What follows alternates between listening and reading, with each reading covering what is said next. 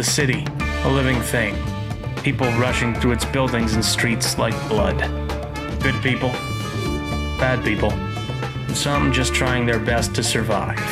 These are their stories, the terrible people and the lives they destroy, and the story of the City Watch, whose job it is to protect the streets of Leukish.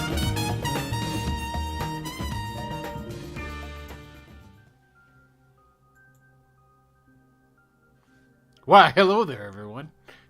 Somebody quick, check. Do we have sound?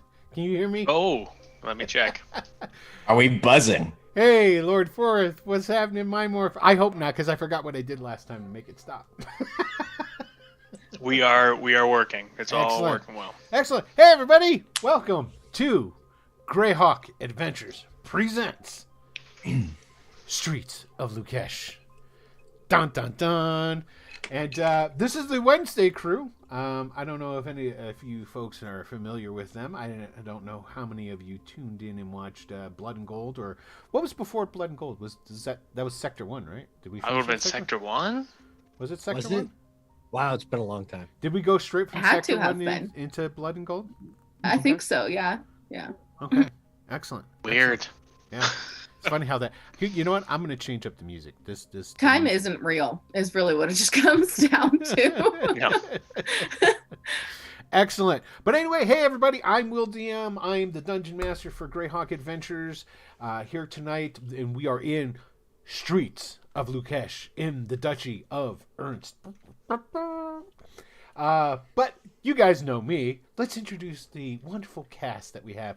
Over to my right, which would be your left, is the great Uncle Tony. Go ahead, Uncle Tony, introduce yourself and tell everybody who and what you're playing.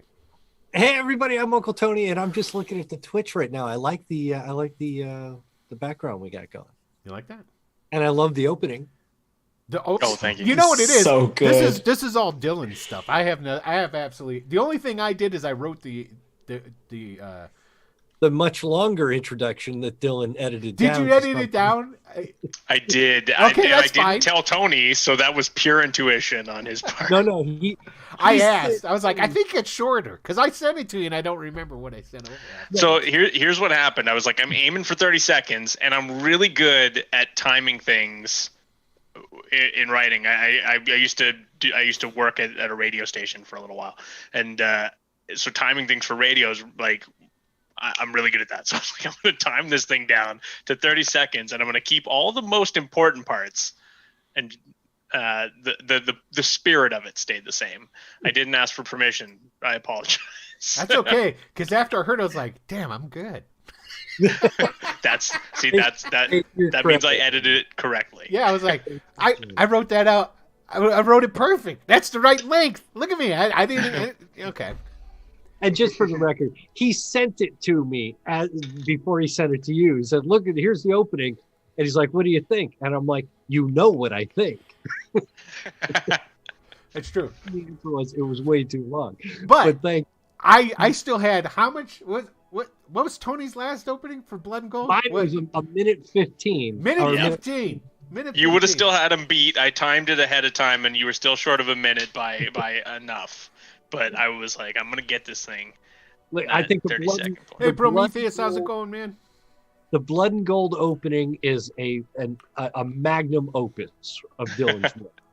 Yes, thank you. It is pretty good. You need the minute and something to get the whole feel of it. So what you're saying is the shit that I write's not worth a minute. That's what I'm hearing. We're cops on the beat in D&D. Hey, let's. I'm saying you don't tell me to do nearly as much as Tony does. Because I trust your artistic judgment, man. See, Tony's a control freak. We all know that.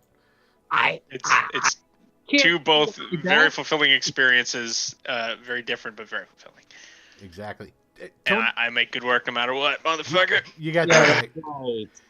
Tony, did you tell everybody who you're playing? I did not. Do you want me to? Yeah. But are we? Because the cast. Sorry about that. I was just updating the thing there. The what? We haven't met in character yet, any of us. We've been talking a lot, but none of us have actually met in character. So I didn't know if that was going to happen organically in the game or No, you guys know each other because you went through the academy together. Oh, okay. Training. You guys have all been in training. They pick you up. They basically what it is of prospects. They put you together and they send you into the training as a unit, and then hopefully when you get shot out, then you're still a squad. What's happening, Lutern? How's it going, man? Then in that case, in the grand tradition of D&D, I'm going to play a high elf named Brecklin Wintersock, or just call me Constable Brecklin. And it'll be wonderful to be on the beat, as it were. Oh, I so do like getting my feet muddy. You know what? I have never asked you, and you seem the kind of guy that would do this. Let me hear your made-up elven language. I'm terrible at that. That's what I want to hear. Come on, give me just a little bit. What is Elvish? I'm gonna end up doing a okay, we'll come back to you after we're done. We'll visit back, so you got a little time to think about it. It's gonna sound like pig Latin. That's fine. I just want to hear it. All right, next we have Grace. Grace, why don't you tell everybody who you are and who you're playing? Well, I'm Grace, and I'm playing Amelia, who's a half elf. Nope, a halfling. God damn it, get confused already. A halfling who, she's got something to prove. She's tough. Basically, she wants to right some of her family's wrongs, and to try to get on the right side of the good side. Now we'll see if there's any of the. Hey, Dave. Now let's see if any of the long-standing fans are here. What's your character's last name? It is Bray. It is Amelia Bray. Amelia Bray. Excellent. Okay, so that's out there for all those who are in the know. So there you go. Yeah. Yep. All right. Excellent. Well, Alex, it's your turn, sir. Go right ahead. Hello, I'm Alex Maxwell, and I am bringing to you Arnhelm or Arnie Breakspear. He's a human, pretty much like no longer really considerable a kid, but he's essentially as close to like the human version of a puppy as you can get. Oh. I'm sure the job won't entirely crush his spirit. Not one bit. Not in at least the first couple episodes. Oh no, he'll be fine. You know I'm gonna crush on this guy pretty hard, right? That's why I made the naive let's do good things for the community, fellas. That's man. Precisely why I made this guy. Yeah, I appreciate it. I do. Excellent. Last but not least, the producer of our overlays and the entry video, Dylan. Go ahead and introduce yourself there, sir. Oh, sorry. I just realized I was muted. I was about to think. Didn't know where I'd muted myself. I've got a mute on here and a mute on the computer. I'm Dylan. Dylan Trahan here playing Yola Fallen Doom. I figured it's about time I play a big dumb oaf. It's been a while since our first adventure in Savage Worlds back at the first Wednesday crew show here. And he wasn't quite dumb enough. I was going to say your character there wasn't very dumb. He was street smart. Yes, he was street smart. Just not this time. This guy's none of that. He's a big dumb oaf, and he's coming from the hill tribes, and he's your classic barbarian. I've been telling them I'm channeling Moose from the Archie comics. That's where I'm going. He's a barbarian from the south of the duchy down in Aberowls. He's from the hill people there. Although I think we just decided that you're actually going to be from up north. You're going to be one of the because you're going to be like Icelandic, right? Nordic? Is that what we're going with? Yes, but I've decided that doing that accent and committing to it might be a bit much. So I've come to another accent, but still north, just a different kind of north. Okay, so he's from somewhere up north. We'll figure it out as we go along. Oh yeah, wherever you're saying, that's great. The voice will be channeling a different kind of north. This is what we're gonna do. Once I see you in action, I will find a place for you in the Flanness. Okay, perfect. Hey, Lee Kim, what's happening, brother? Okay, and you thought I would forget, but I didn't forget, Tony. Give me some Elven. Let me hear it, brother.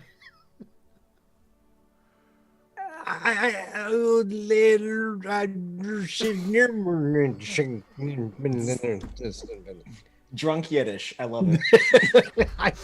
It sounded like something being rewound. Oh, he's just speaking Afrikaans. Don't get me in trouble. I have nothing for you. Any imitation of Elvish I do is going to sound more like the Hobbit, Tolkien shit. Go They're ahead. not the same elves. No, it's not the same elves, but nobody gives a shit. Don't mind talk with the backwards Yiddish. Okay, It's, all right. it's original. It's like Donde el baño and the Yes. Okay. Okay. Well, with that having Look, been I got said, a lot of languages I speak, so if you're gonna do this to me every time, at least give me a week's notice. okay, fine. You're on notice now. Give me a God little. damn it. Give me a little bit of Elven for next time. We'll give this one a pass. So the next time around, you can give me some Elven. So there you go. All right. And before we get started, I want to say that this Friday, Dragonlance is back. We ended up being extended out. We were on a 2-week hiatus. It turned into 3, unfortunately. But this Friday, we will be back with Dragonlance.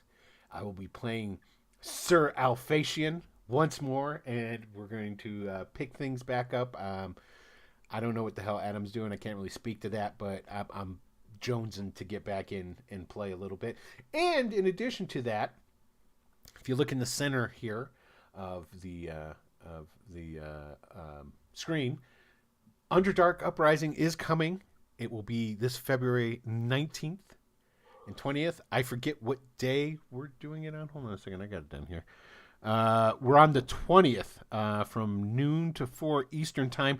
It will be this cast, and we're going to be joined by Kim Chan from the Friday night cast. So it'll be a 5-player set that we have for going down into the Underdark. And I figured out what it's going to be. Do you guys want to know what it is? Okay. So because it's all dealing with the Underdark, you guys are all going to be playing Duragar. So you're all going to be dark dwarves. What?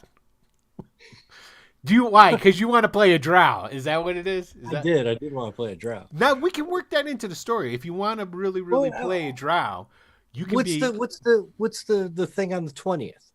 That's what I'm talking about right now. Underdark Uprising, where you're going to play the. This is the charity event that we're doing with all the other. Yeah. And then in March we're going to be doing GaryCon, but we're not going to talk about that until after Underdark Uprising is over. So, but in that one you could totally play a drow in that one. In this one I would let you play a drow too. You would just be on a leash. So think about how much you want that, and then we'll go from it. Just be on a leash. Yeah. So, but anyway, so there's a bunch of Duragar going to take back an old Duragar fortress from the denizens of the Underdark. And it comes from an actual, and I don't have it with me here. I don't have the dragon. It's from a dungeon magazine, The Adventure, and I'm twisting it a little bit for my own uses. So I know everybody has been wondering what we're playing.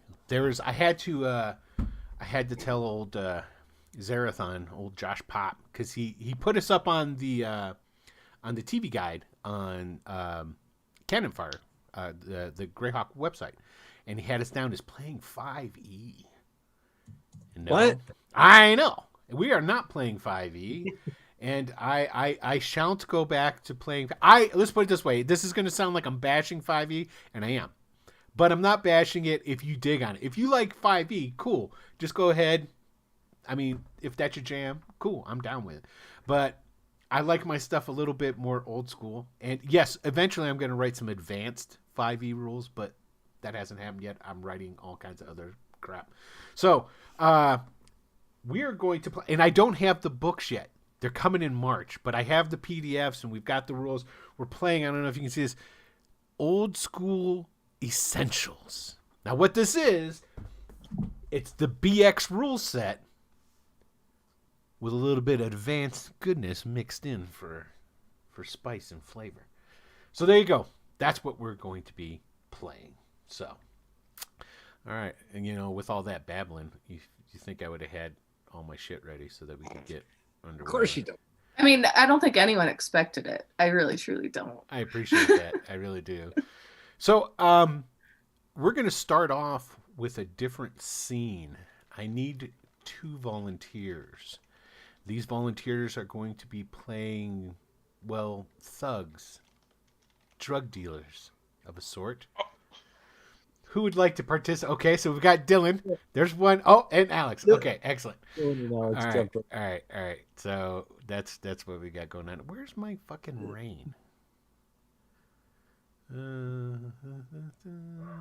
Somebody tell a nice quick story while I find this. I need to find my rain. This is terrible.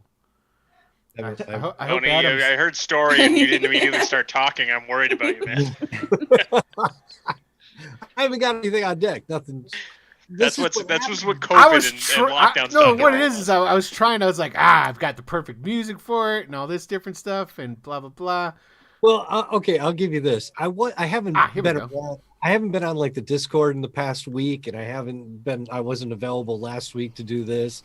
It's not it. Because my wife has been suffering from the COVID. Not that she's got the COVID, but that she's just been suffering from the lockdown and having nothing to do. So she wanted me to be home more often. And I tried to explain to her that she didn't want me home more often. Did it work out for you like you thought it would?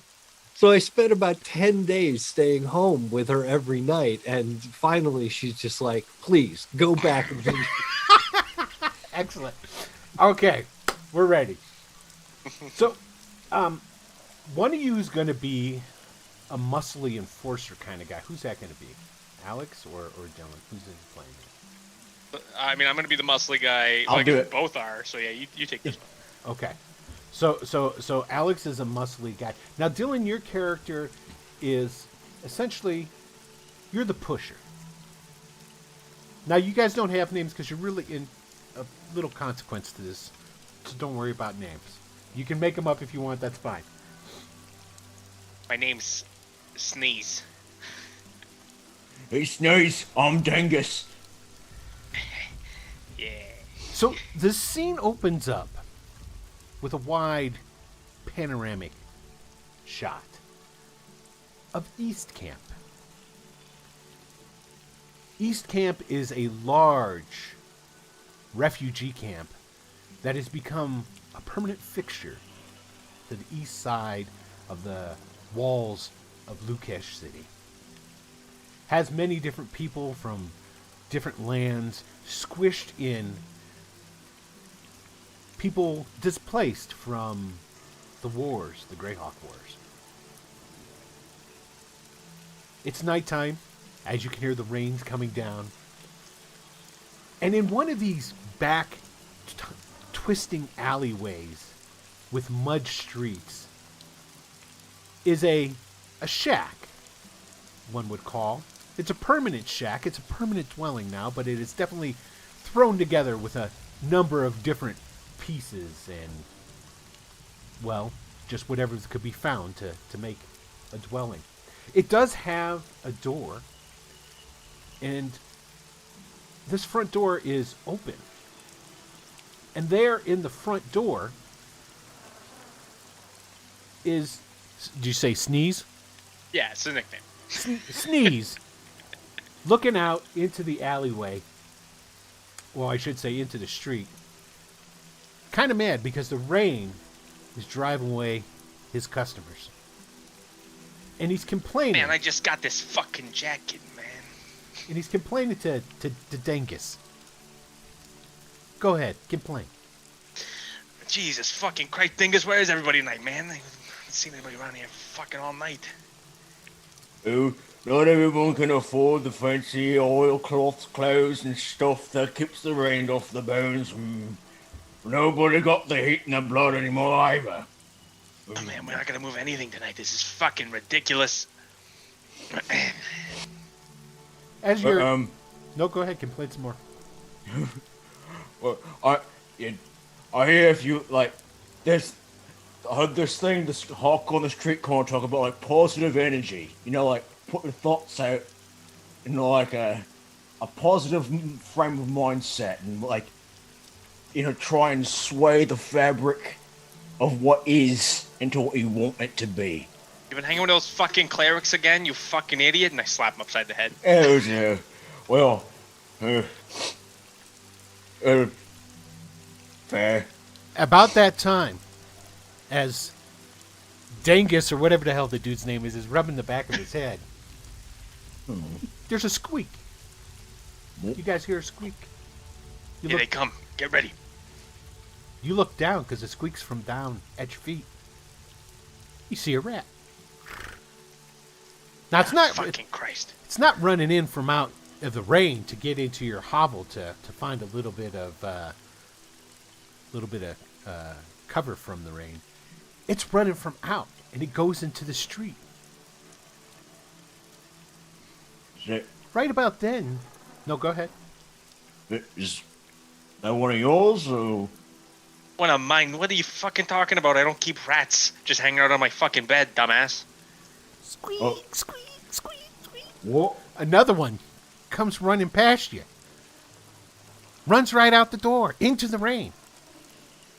Right about that time. There's a lilting sound flowing on the wind. A sound of pipes, or it's a flute. It's kind of deadened because of the rain, but it's definitely a flute being played. Squeak, squeak, squeak, squeak.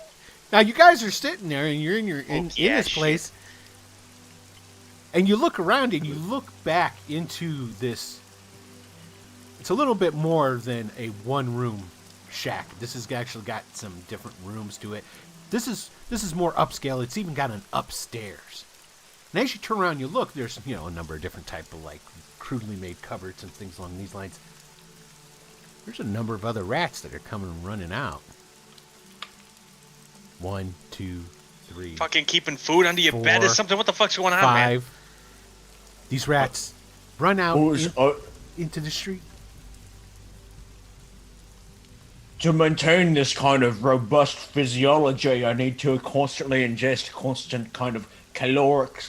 What some who's-its, some alchemist said a thing about it. I read, but Who made you the fucking brains of the operation, asshole? There's fucking rats everywhere. Quit talking about you fucking read. Now the flute sound is definitely you can hear it cutting through the pitter patter of the rain. Is that one of the neighbors? Now you guys that were watching some of these rats that come out in between, taking jabs at each other, and you see these rats go running out in the rain, and you can see down at the end of basically this muddy lane a figure, cloaked figure, walking down the lane, playing a flute, and those rats went running right towards them. There's a gaggle. What do you call a group of rats? What's that called? Somebody smart, type it in chat. Well, Tony, you probably know. Plague? I don't. It might be a plague, actually. Now that you say that sounds right.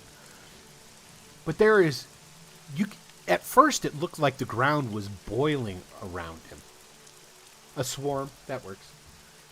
But then you notice it's like, holy shit, there's a fuck ton of rats. It's called a mischief. A mischief. Ooh, I like that. Now the street is kind of dark, of course, and there's some light creeping out of shuttered windows and what have you. But there's quite a bit of light that's pouring out of your open door as you were standing there watching the streets. Stephen Abrams, thank you for liking the stream. We appreciate it. Oh, much obliged. Excuse me. And it gets a little bit closer, and as the figure gets closer, start to see a little more definition to this. Of not just the person that's walking, but you're also seeing some definition to the rats. Which there are Literally thousands of them.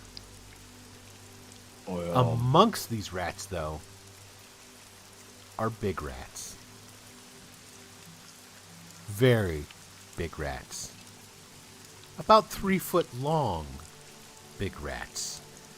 Writhing and jumping, all seeming to pitter-patter and prance around, following this person playing their flute. He stops within just where the light is just really starting to illuminate him. And he's looking right at you guys. As he looks up, playing his flute, oi. has a hood over Go his talk face. to him. Oh, And it looks like a snout pointing out from underneath. Uh-oh, what did we got? We got a cheer here of some sort. oi, oi. 500! Woohoo! Thank you, Lee And Kim. as he steps up and says, "Oi, I back into the the What? house." Okay, I- go ahead. Oh, are you buying or selling? In response, he gives a shrill note on his flute, and the rats go crazy. And a flood, as if a wave of rats comes crashing into the hovel where you're at.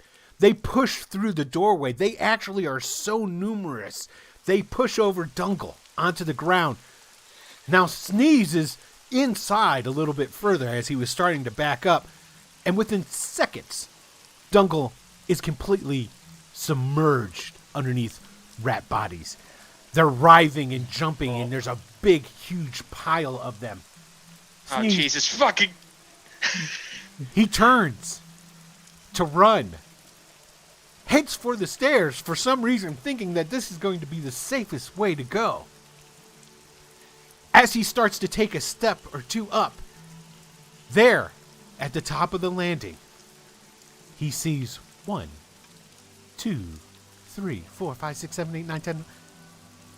A bunch of eyes reflecting the light back at him as they jump towards him, smashing on him.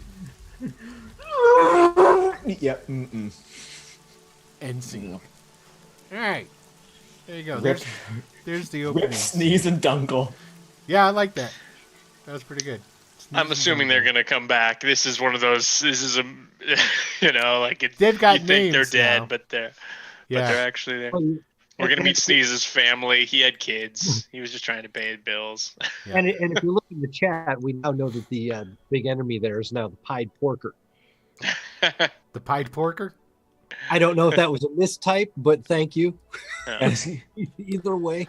Yeah, Pied Porker or Leukish. I like that. The Pied Porker, because he fucked those guys. Oh, man. That just reminded me of something. Continue. I'll be right back. Excellent. The scene shifts. No longer is it nighttime with rain pouring down, but it's obviously night on another day. We see the station, the East Station of the Watch of Leukish. This is where the constables who are on patrol in the eastern half. There you go, Peter Parker. You're on mute. We couldn't hear I that. thought that bold- would be fitting. Yes, it was. Thank you. This is where the City Watch of Leukish in the eastern half come to start their day, end their day, bring prisoners and throw them in the cells. It's a stone building with quite a bit of activity. There's horses out front, wagons, some barns. It houses quite a few watchmen, or I should say constables, of Leukish. You guys work on the night shift. You are all rookies. Your squad is, of course, being new, like you are. You get the ass detail, which is, of course, the late night shift, where you'll be working until dawn. So it's the four of you walking in, and where you're going now is you're going into the briefing room to go ahead and hear the briefings from Sergeant Red, your the sergeant of the evening watch. And so it's the four of you walking in. Why don't you guys go ahead and give us a little bit of a dialogue between each other and what have you. Now, keep in mind that Amelia Bray is the light bearer. So she is technically the official commander of the squad. It's a 4-man squad. Yeah. So I mean, I'd probably just be going in first, and the rest kind of fall in behind me. You're not talking with them? You aloof? For a little bit. Now this is going to be your guys' official first night on the job. You've gone through your training. You've gone through all the different paperwork, all this different stuff. This is the first night that you'll be out on your own, walking the beat. Well, I can't wait to get out there, eh? To that end, about the our dress. Do I have to wear the gaudy accoutrement that I was given? I've got this very nice robe. It's very comfortable.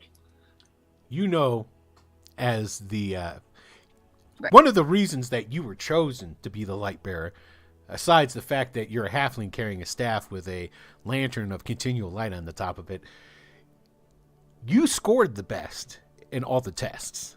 So, I mean, I've got something to prove. I like the equivalent of ironed my robes and my uniform, and I'm gonna turn to him and say, "You best fucking have that on anytime I see you in this room." That's just asking a question. Very, very good. You mentioned something about a dress there, eh? I don't have a dress. It's the guys. It's the uniform. Come on, like we earned this. Take pride in it. It's fine. Yes, it's the thread count is a bit. oh, it's slim. rough wool. It's rough Yeah, wool. Yeah. I know. So You can wear whatever you want under it, but you better have that on the outside. It's all right. I'll live. now, Yeah, he's gonna wear like some silk underwear or something, eh? it's the North. All right, thank you so much. Don't stop until you've tried it. I shall get you some and change your mind. Now, the uniform that you guys wear is a tabard or a surcoat, what have you. It is a gaudy emerald green, Oh God. laced with gold trim. Oh.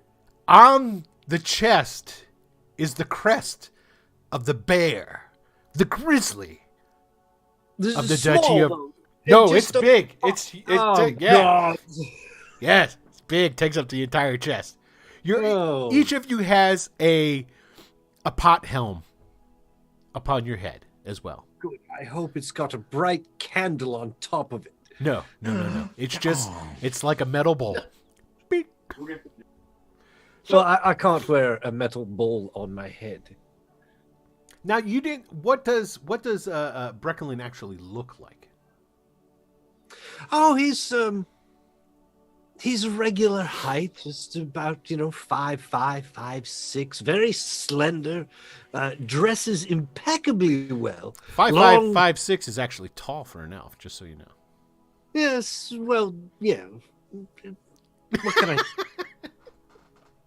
I've got the nice ears. I've got the Greyhawk people, man. They're gonna be jumping on you about that stuff. We got to keep it. I keep it didn't go Tolkien sized. I'm keeping them down. Okay. And I've got the ears, but I don't like being made fun of for them. Gotcha. What kind of elf is he? He's a high elf. Ah, yes, of course. Very, very, very high. As we can see. And where is he from? The Celadon Forest. Yes. Got a little village near Beer. Excellent. So, Yolof, I know we haven't nailed down where in the Great White he's from, but why don't you describe to us, give us your description of your looks. Oh, he's a big old broad motherfucker there. He's got shoulders out to here. He's about 6'3". He's so I guess just my height but wider. And he's stocky, big, those big thick arms, like big boned, and like big old paws, like a big old fucking grizzly bear, and he's got one of those faces that looks like there's nothing going on behind the eyes, one of those it looks like the type of guy, he's on the hockey team, he can barely skate, he's an enforcer, one of those guys. You ever seen the movie Goon? He's that guy. Excellent. All right. What's Arnie look like? Oh, well, Arnhelm, or Arnie as everyone calls him, because everyone likes me. It just happens. So Arnie's around like 5'11". He's athletic, but he's he's not like that fella over there. Goals, am I right? But anyway,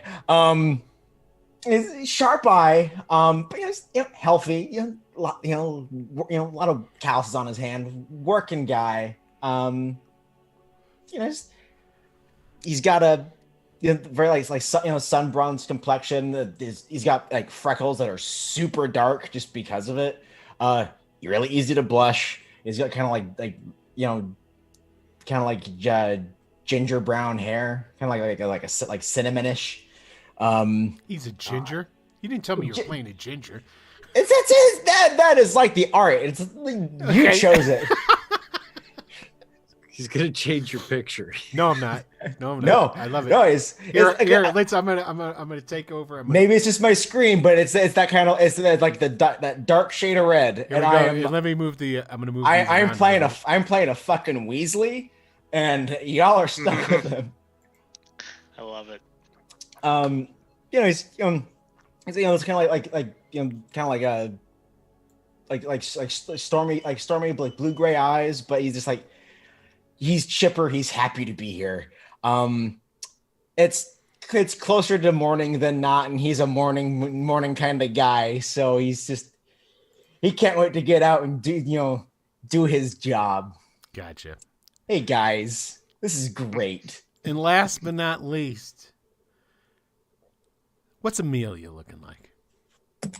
So Amelia, she's about like 2'8", maybe.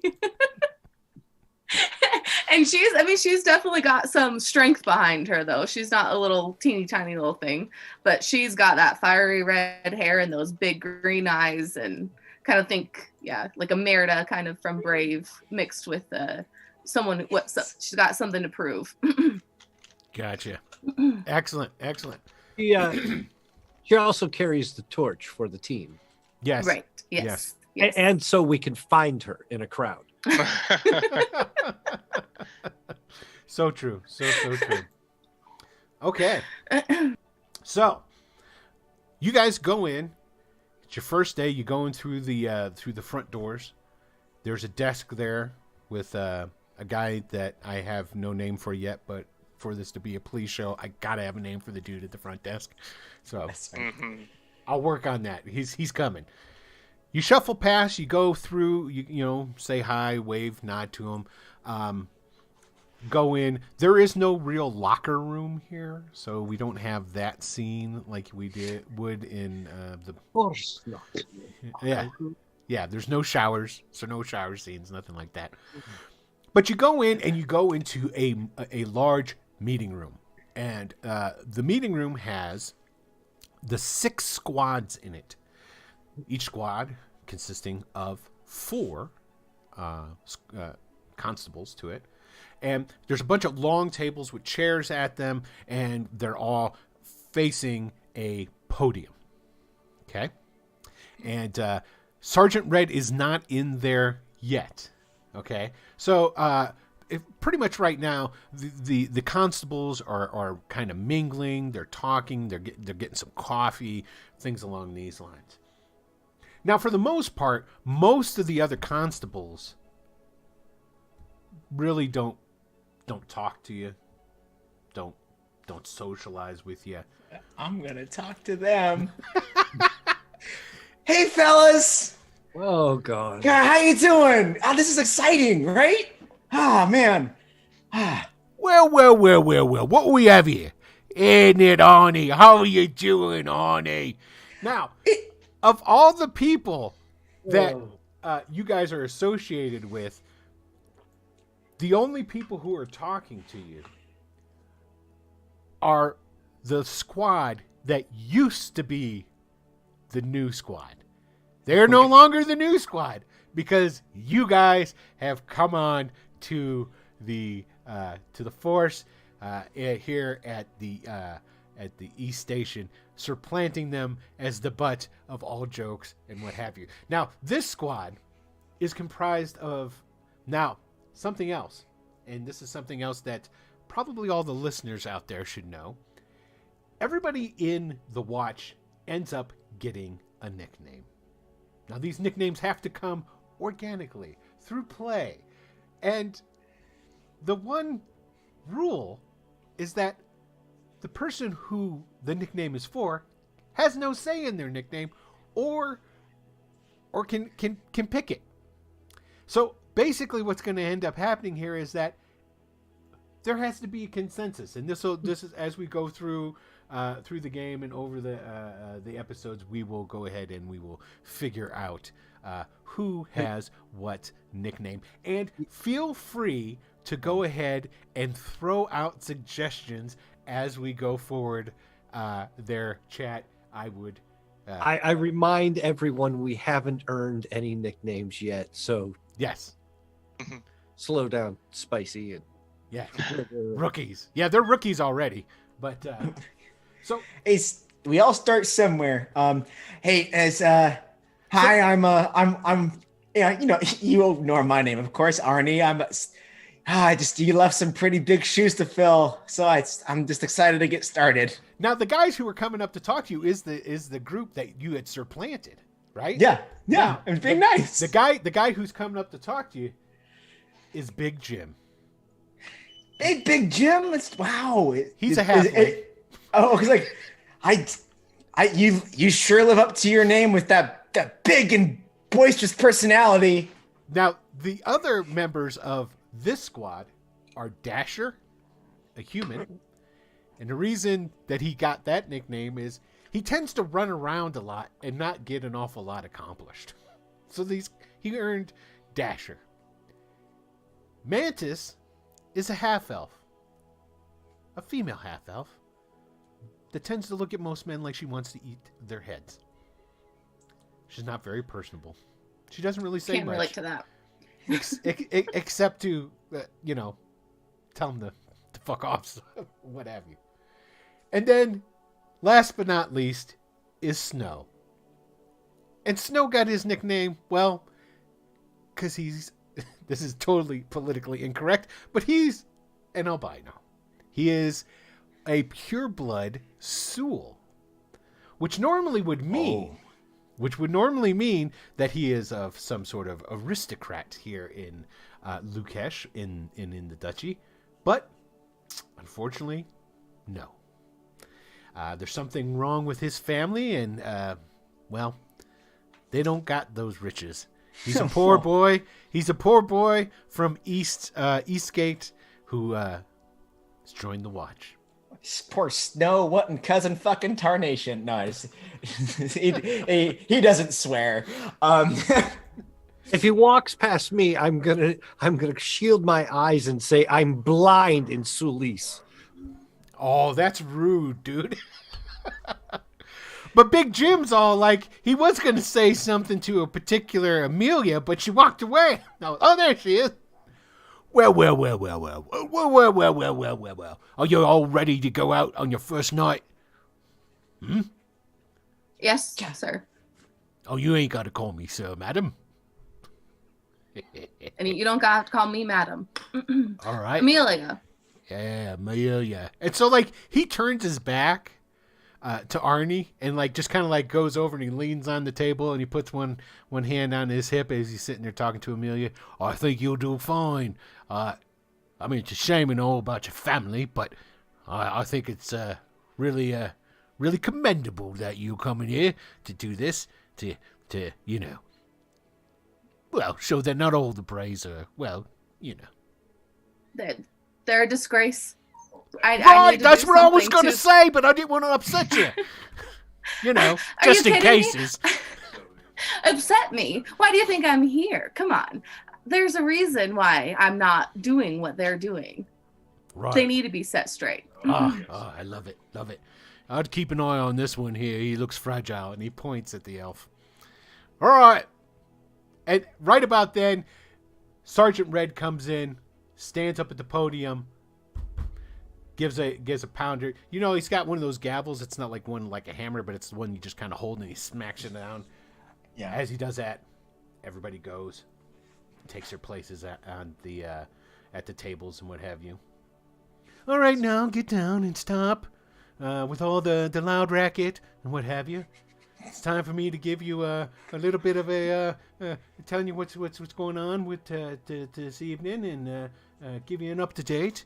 So he's called Red because earlier in his career he was caught in a fireball blast. That's strictly for you, Leakim. And it burned up like half of his body. Now, he did get some magical healing, which is actually kind of rare in Leukish because there's not an awful lot of priests here. There's only one real temple, the Temple of Lydia. This is Skeptic Central. The Skeptic movement is high and in force, and a good 50% of the population, while if they're not actually practicing skeptics, kind of think that, you know, they've been drinking the Kool-Aid and they think that clerics and gods, you can't trust that stuff. But he was lucky enough that he did get some magical healing. And it healed him just enough that basically half of his body is kind of red-ish. He's missing hair on half of his body. He's got no eyebrow, no hair in his head, no hair in his body. And then the other half of him, it's kind of regular. He's a portly guy. Seems to have, like his donuts and what have you. There's a little cream in one corner of his mouth as he's giving you what's that back there? Hey, you just shut up and you listen now. This is time for you to listen. Anyway, here's your evening updates. Let the dungeon master scroll down to where he's got to read it off. Where's that at? Oh, it's up at the top here.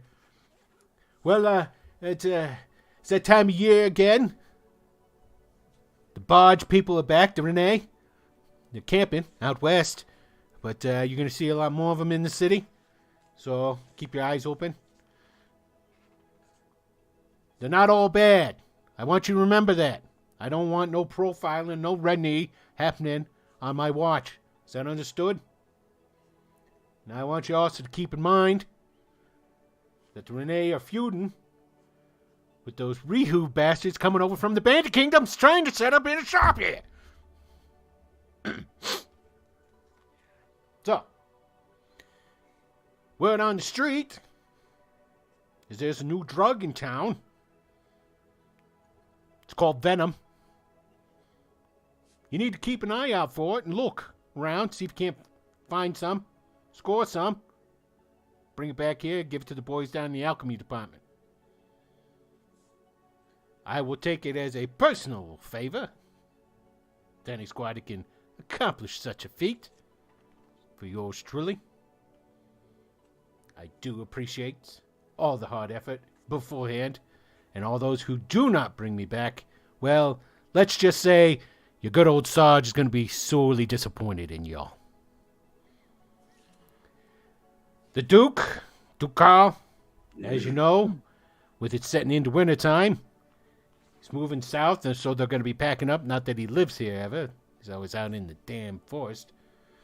But, so, Be mindful, but keep an eye out in case you see anybody with wagons full of goods, what have you.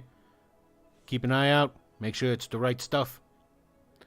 With these Rihu bastards here now, I don't want anybody stealing anything from the Dukes as it's getting transported. And, of course, it's that time of year again, and the Royal Marines are back at training. Lovely. We're going to have those hopped up Jolly Rogers all over the goddamn place. The camps are out west, they're training, but you know you're going to see them. You're going to see them here in the city, getting drunk, causing problems, thinking that they are something better than they really are. Fucking bastards. Then we've got the, let's see here. Sneak and his squad over at Westgate found another murder victim last night, bringing the total of victims by Mauler up to 6. 6. These victims were the same as all the others. Chewed upon, ripped apart, can't be identified. So if you can find who these people are, it'd be appreciated. Because it's doing your fucking job. Now, with that murder, I do like to point out that now there's been a murder in every sector of the city besides inside the walls. Last but not least, all the disappearances are still unsolved, and we've got 15 of them. Again, I'd like to point out, it's your fucking job to find out any information that you can, and then bring it back here so that we can do our jobs. All right, thank you very much. Get out there, do some good. Adios. Okay, everybody say something. I have a dog that was locked in my room, and I'm going to let him out. I'll be right back. Oh. It's a lot. Did any of you catch that at all? Yeah, I'm a notorious note taker, if I do say so myself. Cameo. Dog. There's so to points of order. So the Renee are in town, and they're feuding with the Rihu. There's a new drug on the street, venom, nasty. Royal Marines are back in training, different kind of nasty. Supposedly, there's good folks in every crowd, right? 6 victims mauled beyond recognition, ew, and 15 unsolved disappearances. That's pretty bad, eh? Yeah, it's terrible. I hope you don't mind reminding me of that when we're out there later. I tend to forget things. I believe since we're brand new, we could probably do the best scoring the drugs. Nobody knows us as cops. So as you guys are talking, the other squads get together, pick up their gear, and they start all filing out into the streets. It looks like they've got a plan. Now, the sergeant makes a beeline, comes over to you, guys. Oh shit, he's coming over here, eh? Watch out. Yeah. Light Bearer Bray, how you doing? How's your squad? We're ready, sir. That's what I like to hear. That's what I like to hear. At least you ain't like none of those other sons of bitchin' Brays. No offense. None taken. Excellent. That's what I like to hear. So, I'm assigning you the North District of East Camp. That's it. Have a good day. Takes a bite of his donut and turns around and walks away. Sarge? Yes? About the venom. Are there any samples that we can figure out like what it looks like? I could see you weren't paying attention when I was given the what do they call that? What's that called when the brief, right? A briefing, Yeah. yeah. When I was given the brief, I said we ain't got none, and I need you to find some so you can bring it down and give it to the boys in the alchemist department. What's so hard about that? I'm just What's your name wondering- again? Arnie, sir. Arnie? Yes, sir. Yeah, you're working towards being called forgetful. All right. I take notes. You called you forgetful. I call you. Okay. Laughter's the best medicine. He thinks you're dumb. It's yeah. Okay, now you know. Now, Amelia, it's your squad. So what you say, they're supposed to follow. Where is the North District of East Camp? Okay. Now here, let me go ahead Yeah, I and wanna see do the some of map. this here. I don't have now. This map here actually comes from the Fate of Istis, and let me pull that up. Bloop. Okay, and let me get it over here so that everybody at home can see. I have altered this map. It is not the same as you would see. Okay, so this is, and I'll give you. Oops, it looks like I can't scroll down any.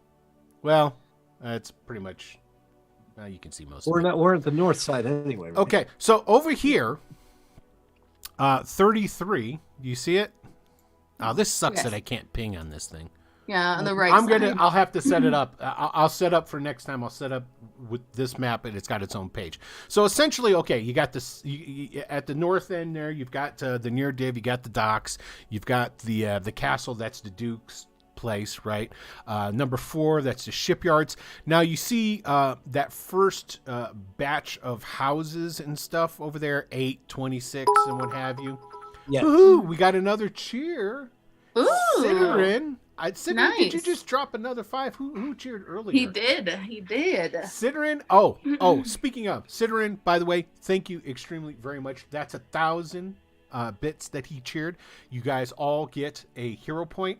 And Tony, so you know, Ciderin was the goddamn man when we had the session 0 Yeah.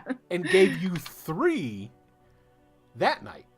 3. Yeah, So we're at so you got 4. 4. You got 4 hero points riding on you guys now. I think we see to have like a merchant or aristocrat in town named Cinder, and that just funds the police department at this Yeah, point. right. No doubt. Ciderin, I'm going to make you a noble.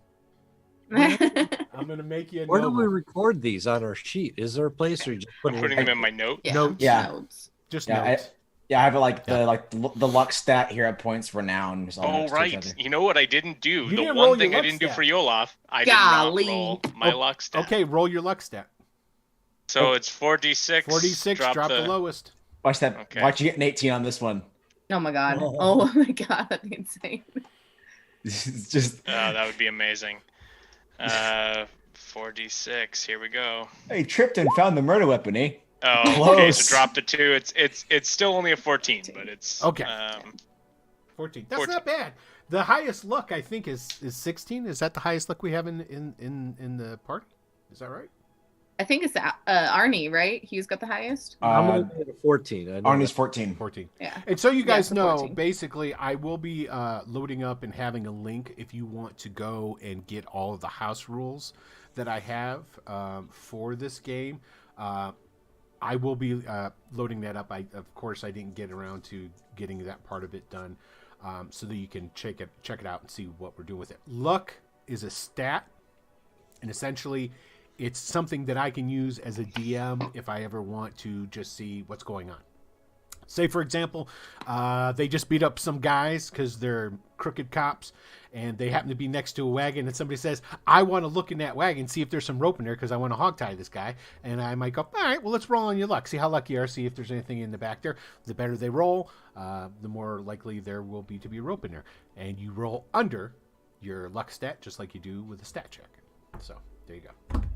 And All right. You know what? Too, when you do upload that, I will pin it in the RPG systems channel in our server on Discord as well. Okay. So that people can find it there if they want to go find That's it. right, Once Prometheus. you're Lucky in Leukish. I like that. I like that a lot. That's pretty good. Okay, so as you can see, according to this map that I have up here, this over to the left, that's called Eastgate. And what that is that's no one lives. The rich and the merchants only live inside the walls of Leukish City. Yeah. Okay. So the regular people live in what is called Eastgate and Westgate. Those are the two essentially towns that are outside to the sides. Okay. Number 33, you see right there? Mm-hmm. That's the East Station. That's where you work out of. You work out of the East Station. Then 30, that there is East Camp. Okay? And let me get out my Leukish information so I can tell you specifically. I don't want to get it wrong here. 30, there it is, East Camp. The large East Camp is a motley mess of refugees that come from several kingdoms affected by the Greyhawk Wars, like the Bandit Kingdoms, Ten, and even Fiorendi. The inhabitants of this camp are more downtrodden and are worse off than the original slums of the city, Eastgate. Now, Eastgate used to be the slums, and it is no longer. Eastgate had an influx of money and different people who actually came there that had money as refugees. There you go. 31, which is that other little to the southeast. Mm-hmm. That is Little Nyrond.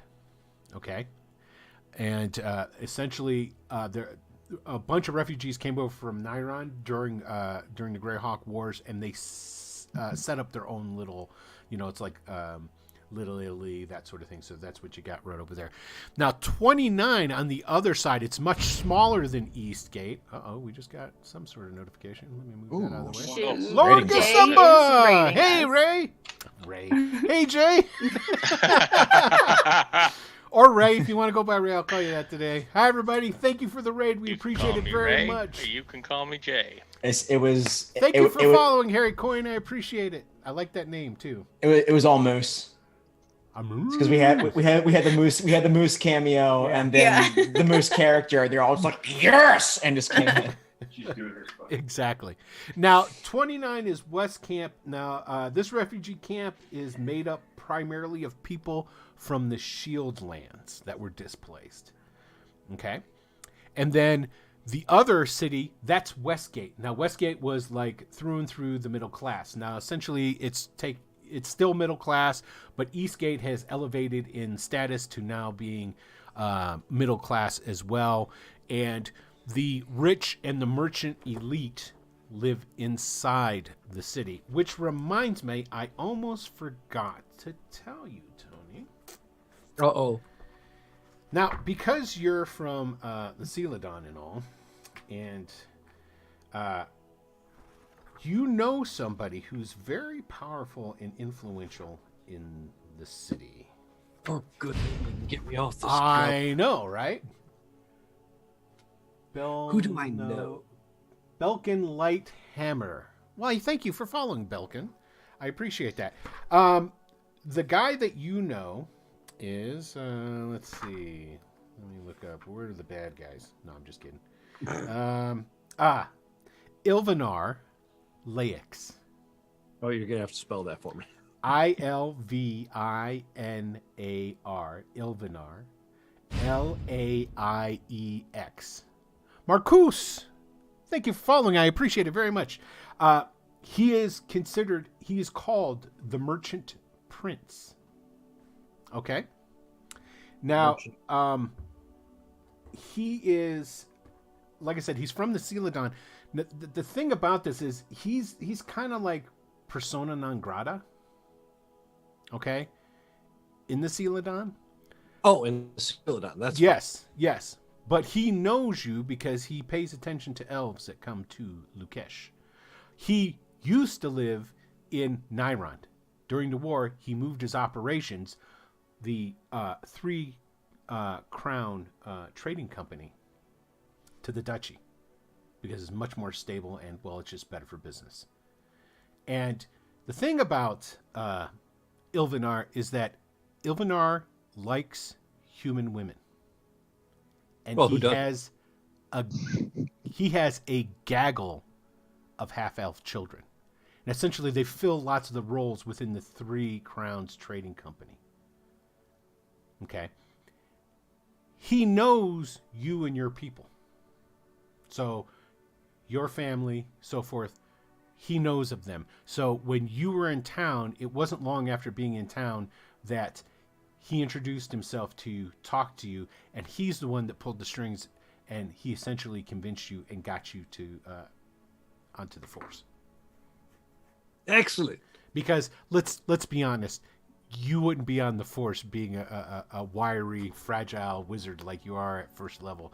They'd be like, you're not really going to walk the beat too much. So, but he pulled some strings and he got you in there, and he's sort of like, what do you call that when somebody like takes care of you and like looks out for you? It's A mentor. a mentor. Thank you. Yes, he's sort of like he's playing the role of a mentor for you. Okay, so there we go. That's enough of the history lesson. This isn't time for just going on about that sort of stuff. I will reveal more of this stuff, of course, as we go through and what have you. So let's go back to the main page there. Hey, Jay, if you're on, you see I got front and center there. Underdark Uprising, February 19th and 20th. Come and watch the Wicked Studio cast play a bunch of Dugar. Okay. All right, so basically that's it. You're done. You got your assignment. Out. What are you going to go do? I mean, the elf, you was in the middle of talking about trying to go break down a drug ring. I don't think there's any way that we're going to be doing that tonight. I think it's probably best to just watch over those Marines, make sure they stay in order, and find what we can find out as far as information goes. Obviously, we can't take down a drug ring tonight. I was saying we could score some drugs because no one knows we're cops. Hey, don't think we're supposed to be scoring drugs here. You know, we are But cops. we are. That's one of our things on our note sheet. Now, I don't think so. They told me first day that the drugs are a no-go. Well, notes. You tell him. Now, so It would help. you guys are, your assignment is east, northeast camp. So basically, what that means is you're not going to be around the sailors or anything like that. The Ryu, or the and you guys would know this from having been trained and get prepared to be on the streets. The Ryu are essentially it's an area of the Bandit Kingdom that was taken over by Ayus during the Greyhawk Wars, or Eus, depending on how you want to say it. So there's a lot of displaced Ryu that are around. A lot of them stayed there and are fighting against them. But there were some enterprising souls that said, fuck that noise, and went abroad. Some of those were a gang that came to Leukish because it had no thieves guild. And they're like, well, we need to do something about that. And you guys know that. So then, yeah. Something like that you could probably Again, work into. Missing people. You know that there's been missing people all over the city. The murders, the Mauler's been killing people everywhere. Still voting for the drugs. We'll put the drugs on hold for now. We need to go to Northeast Camp. And that's a shady part of town with a lot of lower class peoples. And it's a good place to score some. Drugs, exactly. Very good. We're That'll give us a lead on the next person. So, yes. And double checking over something the DM said. The East Camp is like among the refugees is those from the Shield Land settled there, right?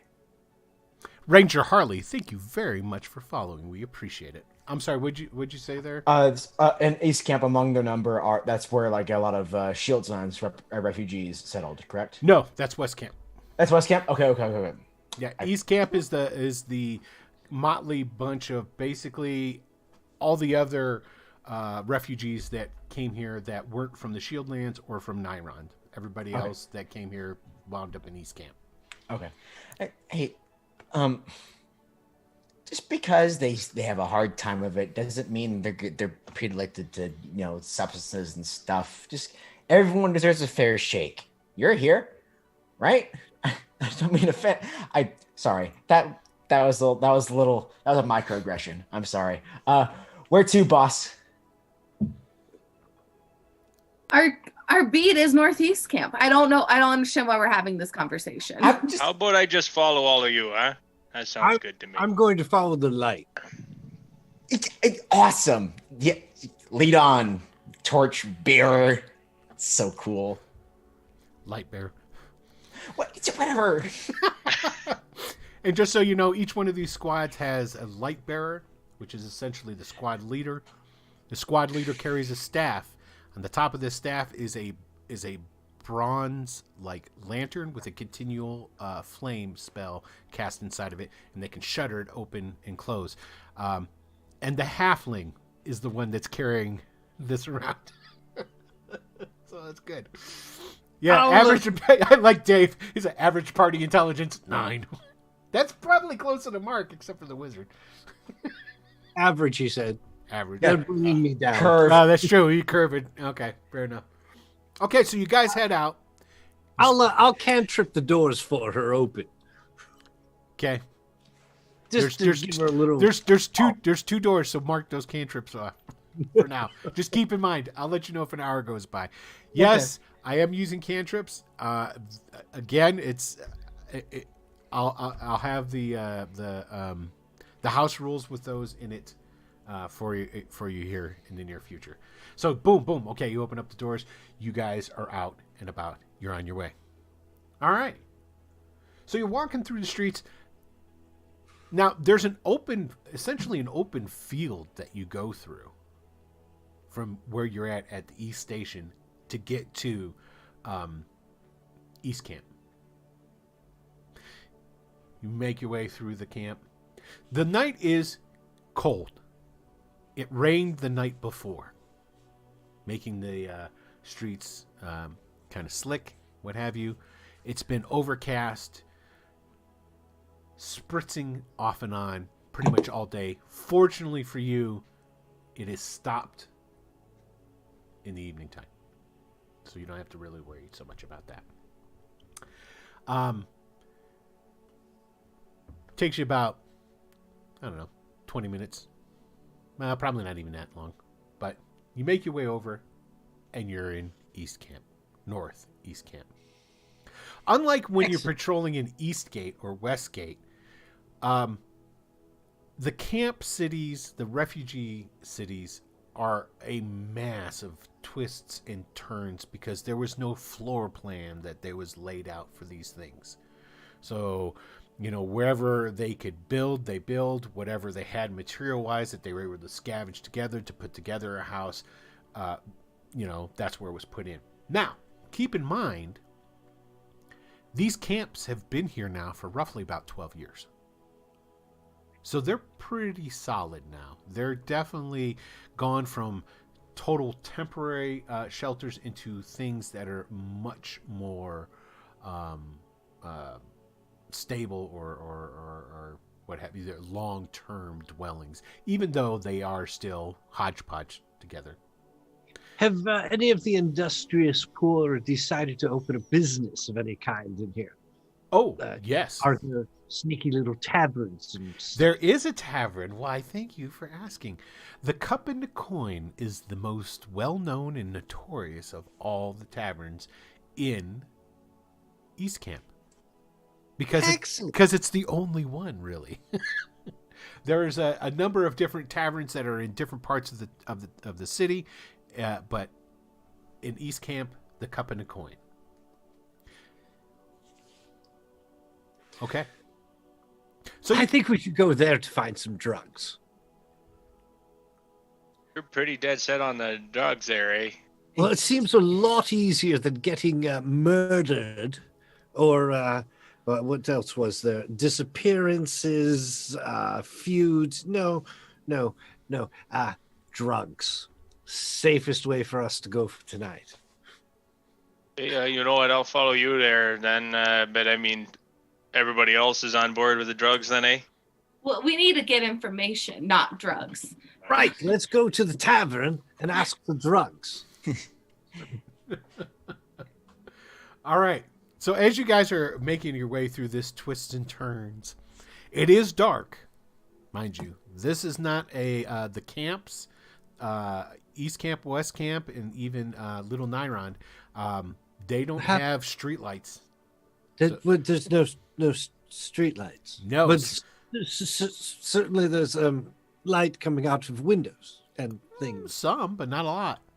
I'm staying with the halfling. Yes, the bulk of the light is coming from the light staff. So, Certainly. I'll be right there. I'm next to you, boss. as you guys are walking along, I'm up here. someone comes running over towards you. Now, as they're coming, you can see them coming before they get into the light. You can see their dark silhouette as just a darker form of inky blackness against the night. How quickly are they moving? They're sort of like, they're not like flat out running, but they're, you know, that half walk, half run? That's about what's going on as they're coming towards you. The New York strut, just Yeah, that's it. Identify yourself. Now, as this person hits the light, they slow down. And I don't know if Brecklin, did I say it right? Sure. It's your character's name, you should know. Yes, of course. Okay. I don't know if Brecklin feels a little foolish for his initial jaunt of fear. He does not. But coming into the light is a middle-aged woman. Has a babushka on, tied, got a shawl, kind of threadbare. She's got clothes that have seen better times. They've obviously been hemmed and repaired a number of times. You can tell that she looks older than she probably is. She's lines in her face and what have you, but the hair that pokes out from underneath is still a dark color. Oh, I've been looking around. I tried asking the last constables that I saw. I'm looking for my daughter. She's been missing now for days, for over a week now, and I can't find her. And I've got money, and she like pulls out a purse, and she like opens it up, and she drags out 2 silver coins. ma'am. Oh, no, great, thank you. No, ma'am. No, it's the justice is its own reward. All right. So when did you see her last? And where? So we can backtrack. I don't know, because you see, she's my poor Sophie. She's only 13, and she used to work for Melvissa at her estate, but I was working too, and so we would not see each other. So I think she was gone for a whole day before I even know. Is there like a boardwalk or something? Or just like just have a seat over here now? Yeah, there'd be like a stoop or something that you could go in and sit her down in. Like, it's just like take a load off and just relax, ma'am. And Did just, Yolof take the 2 silver coins? No, don't take the coins. Well, I tried to, but he stopped me. Okay. Not out of malice or egregious. She offered him, and he thought that was the way to do it. No, you don't take the coins, because I believe this is one of the 15 disappeared missing people we're supposed to be looking for already. She just said that she. 15 people that have gone missing. Well, And I don't know. She starts breaking down and whatnot. Please don't cry. She could be 16. It just depends on how we're doing the counting. Even I know that wasn't the best thing to say there. And she starts she's I whispered sobbing a little that. bit. Brecklin, you know the name that she just dropped. Melvissa. Oh, yes. Yes, I do. you know of her, not through having met her, but from having heard her name mentioned at your mentors. She's got an estate. She's one of Ilvanar's kids.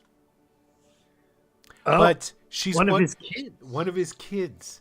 But she's not one of his kids that work for him at the Three Crown Trading Company. She's Ilvanar has so many kids.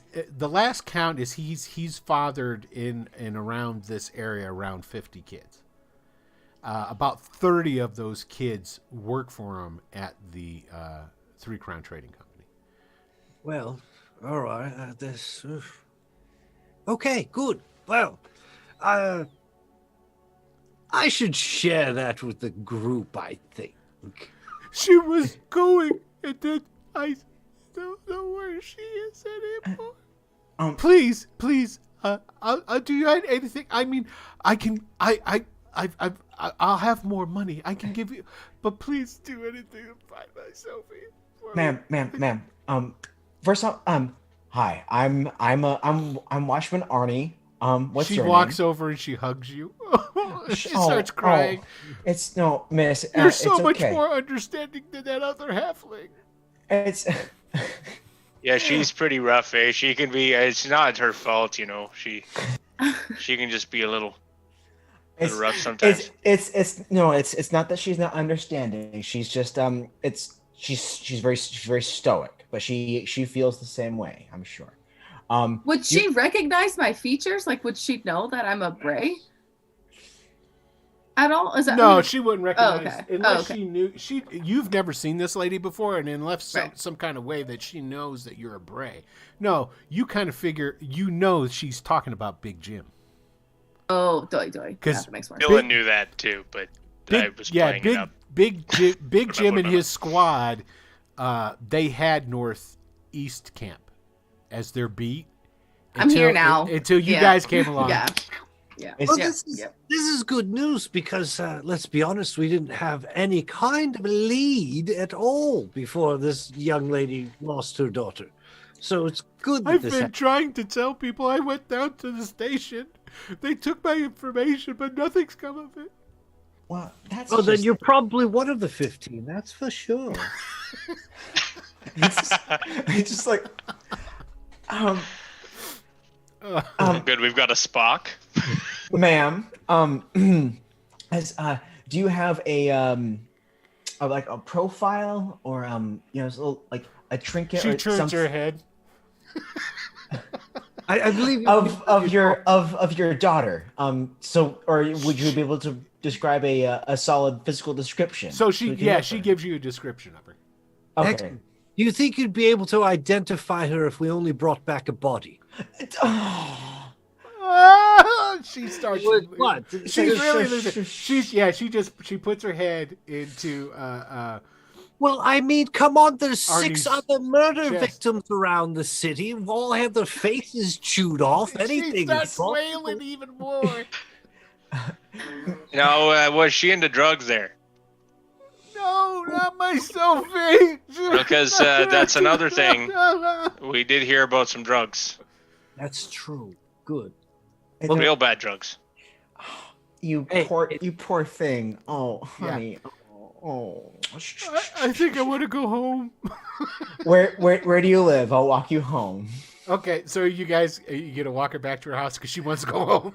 I'll I was walk her just home. following wherever anyone Okay, goes. she'll hold on to Arnie the entire way and lead you back to. There's just a little hovel tucked in between. It's like barely like 8 feet wide. There's this little shack built in between 2 other buildings. It's like big enough for like a door, and then and so. And then she thanks you. She thanks you, and she goes, "How will I know? When can I? Are you the new constables?"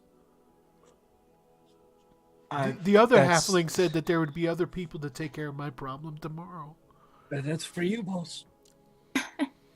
We'll make sure it's. Are you the attended boss? to. You are holding the Yeah, she's the boss, Harry. She's cracks the whip, you know. So she comes over and she kneels down in front of you. Get up. Oh, yes, ma'am. Can I? It's funny, you were still taller than her, though, hey, when you knelt down those. You're little. Yeah, jeez. Which is why it's more insulting than anything else. So she can I talk to you tomorrow to see what you found out? We know where you live. We'll reach out when we know something. Right. We'll bring back news or a bomb. No, look, Brooklyn. She starts crying and she goes inside her house. And after she goes inside, you're like, you'd think she'd be on the 6th or the 3rd stage of grief at this point. Jesus. Well, I mean, at least with the way he talks to her, you know. Yeah, it's like, her kid's only been missing for over a week. Well, what's wrong with her? She should be over it by now. I gotta say, I think we did pretty good there. And you know, he gave her all the information. You patted her on the back. I tried to take the money, but she, you know. But I have an in so that we can go talk to this Malvisa and see if Sophie went missing on her estate. Does she? We've got a lead. This is exciting stuff. Oh, good. Does she what? Does this Melissa? What was it? What is her name? Malvisa. Melvissa. Melvissa. Friend of a friend sort of thing. But I'm sure I can get us an introduction. What kind of hours does she keep? It's nighttime. Is she open now? I don't know who she is, right? No, you have no clue who this Melvissa is. Justice never sleeps, light bearer, right? Well, I mean, do we have to find the girl tonight? I mean, I was thinking of making a point. This is something to keep in mind. You guys aren't detectives, or I should say, right. You're not investigators. Your job is to patrol Northeast Camp. That's your job. Now, if you find any information, like for example, passing along to Sergeant Red that, hey, we talked to this one lady, blah, blah, blah, but she did say that she'd went and, but who knows? You'll have to talk to the sergeant. Maybe he can tell you something. No, so we don't get to go roust anyone. That's what a shame. Yeah, it's terrible. Well, if we run into them on the street there, we could, at least ask them some questions and, or at least ask them to come down to the station or something, right? Well, let's just put it as part of the report then, and let's move on. Let's go find some drugs. That we can do, I think. And you're really committed to this narco business. And good on ya. It's good to have a drive. I really think it's going to be the easy one. Okay. I hope so. You guys start heading out again? Presuming Continuing towards the your cup. rounds. Do we have a path that we are supposed to be following? Not Like particularly. a specific route or anything? That's left, I'm staying with the left light. up to the discretion of the squad that patrols this area. I think we're most beholden to, since it is dark as fuck, and Yes, it's we very have dark. the person with the big old glow stick of justice. It is the bearer of said justice rave stick to decide where we go. Right. I mean, and I just continue on patrolling. I mean, we're going to that tavern, and on the way there, if we run into more people, it's one of those things. So you guys are making your way towards where you think the cup and the coin is at. Now, none of you have been to the cup and the coin before, I would think. Do any of you live in the East Camp? My God, no. As other side of town is me. Okay. I'm new here, so you could. It would be cheaper in your rent if you were to live in East Camp. Normal lodgings for the month is going to cost you 1 gold piece out of your 5 gold piece salary or pay earnings. But if you were to live in East Camp, you could cut that down to 5 silver. well, then I know where I'm living. You live in East Camp? Oh yeah. Okay, so you know where the cup and the coin is then, because that is the only real tavern in the area. So, okay, so you're making your way along, and have heading down the street, plodding through the mud. It's pretty muddy still. Plenty of standing water and pools and what have you, because these roads, for the most part, these aren't paved, you know, and when it rains or what have you, it gets kind of slick, muddy. Is there anyone around? Your shoes are getting kind of muddy. For the most part, no. Most people are indoors right now. You haven't run into anybody else besides the lady that nobody asked what her name was. I tried, but she was in hysterics. But because everyone kept saying, "Oh, your daughter's probably dead." I know, right? But that being said, you do know her daughter's name, so you got that going for you. And where she lives. This shouldn't be too Yes. hard for any of us. Yes, exactly. So as you guys are making your way there, you're getting pretty close to where the cup and the coin is, because Yolof knows where that's at. And I would march out ahead without the light. I don't think darkness would particularly bother Yolof, being from out in the hills. no, but you still don't have night vision or infravision or anything. No. But I wouldn't be like, I would lead the way. I wouldn't like you're not point and be like, over there. You're not afraid of the dark. Yeah, exactly. that's what I'm getting at. I'm not hiding behind the torchbearer. I'll stand in front of her and say, "Oh, follow me." And I'm standing next to her, just to be clear. Now you're almost to the cup and the coin when there's a whistle. Oi! And somebody comes walking over to you guys. Oh, another one. Now this What one, does this one want? this is. Good evening, citizen. Oh, good evening. Hi. You guys are constables, so can you help me? Now this person is she's probably about 12, maybe 13 years old. Again, she's dressed very similar to like how the lady was dressed. She does not have a babushka on, but she has long, flowing, curly black hair. She has a shawl on. She has some fairly nice boots for as ratty as the rest of her attire is, and she has like one of those gypsy skirts, but it's made of wool. It's not like I'm gonna say like a cotton or something like that. Not lightweight. Well, perhaps we could help you. Can you tell us where to find some drugs in return? Oh my. No. Why would I know where drugs are? I do not know, madam. I do not pry into your business. Okay. Well, I want to get to my house. Okay. And All right, feel free to pass. well, this is what I need you guys for, because there's like a bunch of rats over there, and there's I think a dead guy. I don't know. A dead guy. Oh, jeez, eh? Yeah. So what I was That's no good. hoping was that maybe you could escort me to my house past, because some of these rats were pretty big. Oh, I hate rats of unusual size. That is the worst. I was waiting. I'll pull out the old battle axe when I hear big rats. didn't anyone hear dead guy? We're probably going to have to call the hearse too. Yeah. Yeah, I got the torches right here. Maybe we go check it out before we start firing things off. I'm kind of scared, and you're strong. And she comes over to Yolof. And Okay.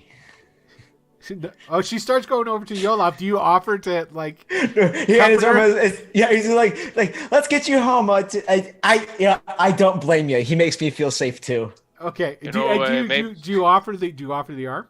He did. He would have, but if he immediately goes over to Yolof, he'd be like, "That's honestly a fair choice." She starts walking towards Yolof, but as soon as you cocked out the arm, she just she deviated and she came right over to you, and she puts her arm like around, not like weird, but she puts her arm around your waist, and she like gets up, it's like close to you. That's why I offered my left, so I can still draw my good old beating stick if I needed it. There you go.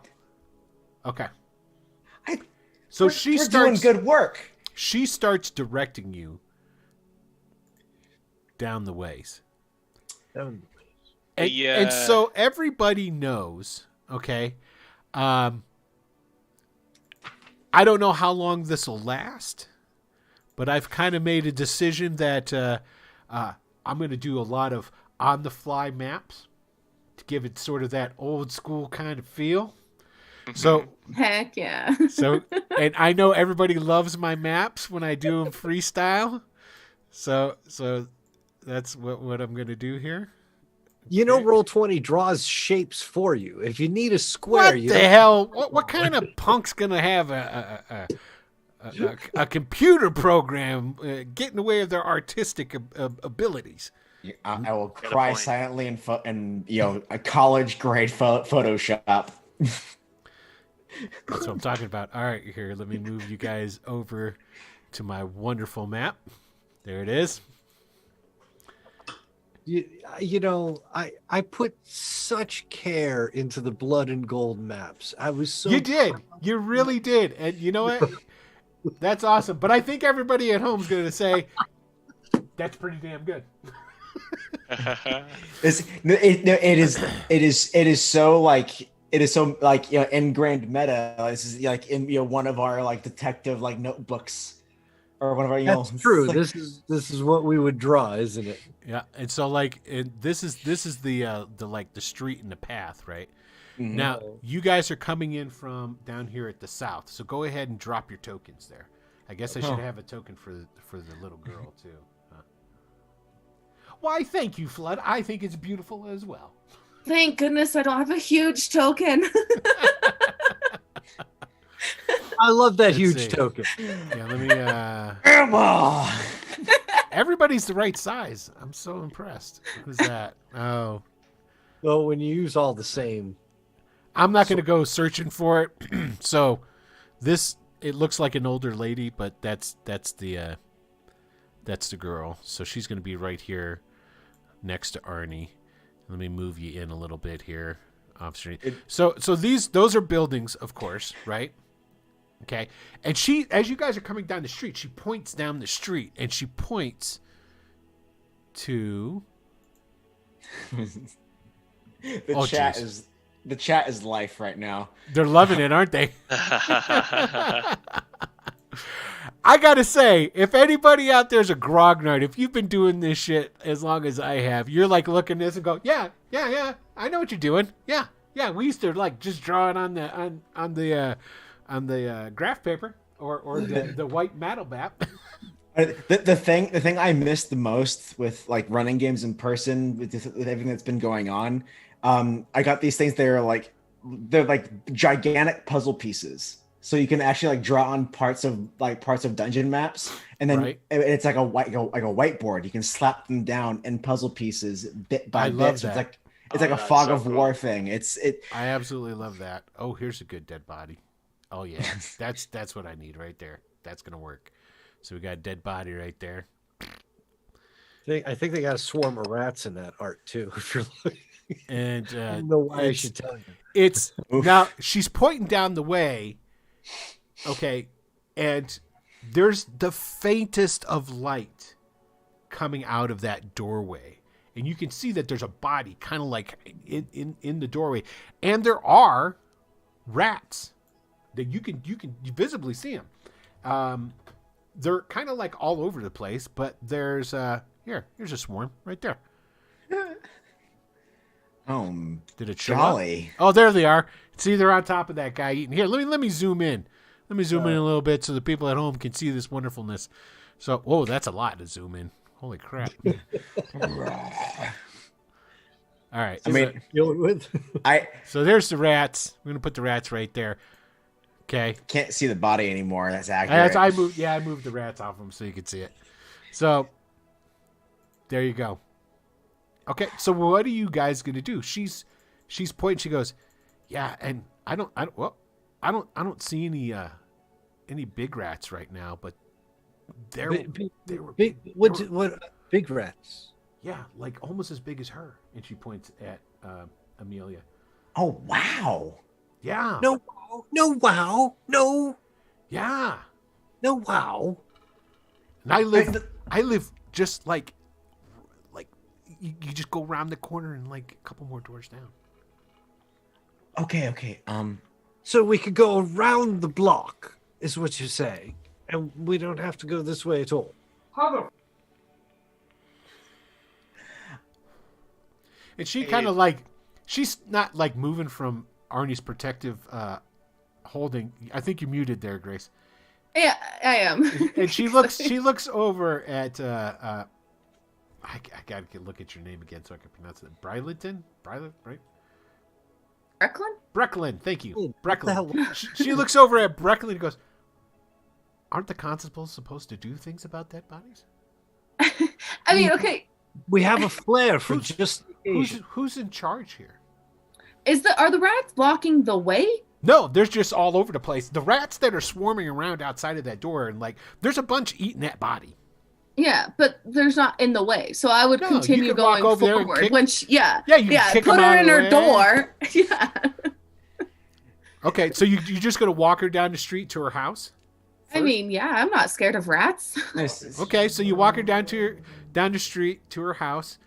I'll have my club, loosened it out just in case one decides to go. Yeah. Okay. So she goes in. She says, "Thank you." She goes in her house. Now I guess we should probably deal with that body then, eh? Yeah, she was nice. She was a little bit sassy though, eh? With the aren't we supposed to deal with dead bodies? I mean, what's that her concern, you know? But she's also kind of right. Well, yeah, but I mean, how did she know we weren't going to go deal with it right now? Which we are, right? I mean, exactly. The citizens pay our salary. I just think maybe she needs to watch the lip, you know.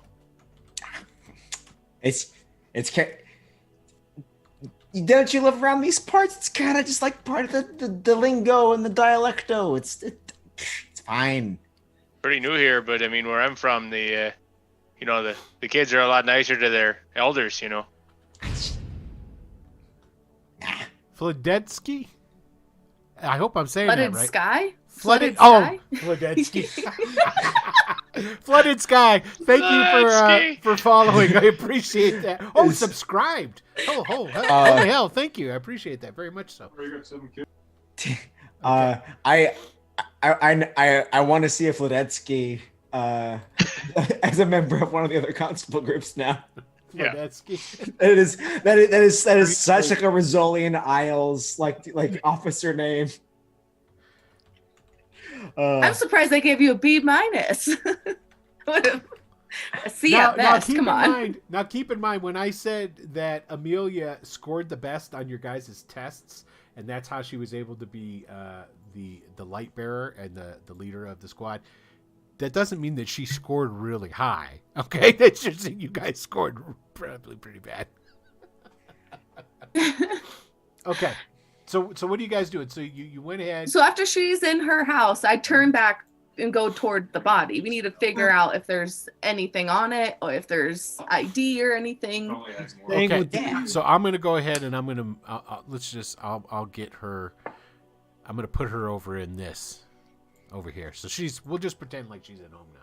Take care, ma'am. Okay, so you guys can go ahead and move your tokens over here because this is where you're going to be coming back from. When you come back this time, because nothing's ever static in the world. Oh no. Oh no is right. I guess I should move my... There's 2 really big rats out there now, and they've kind of like bullied in, and this like swarm of rats is kind of like been pushed out as the bigger rats are chewing on this guy. Crunch, you hear a bone get broken. They look over and they see you, and then they turn around and go right back to chewing on this guy. So what are you guys going to do? Has it been an hour? Yes, it's been an hour, we will say. I should never have cantripped those doors open for you. No, you should not have.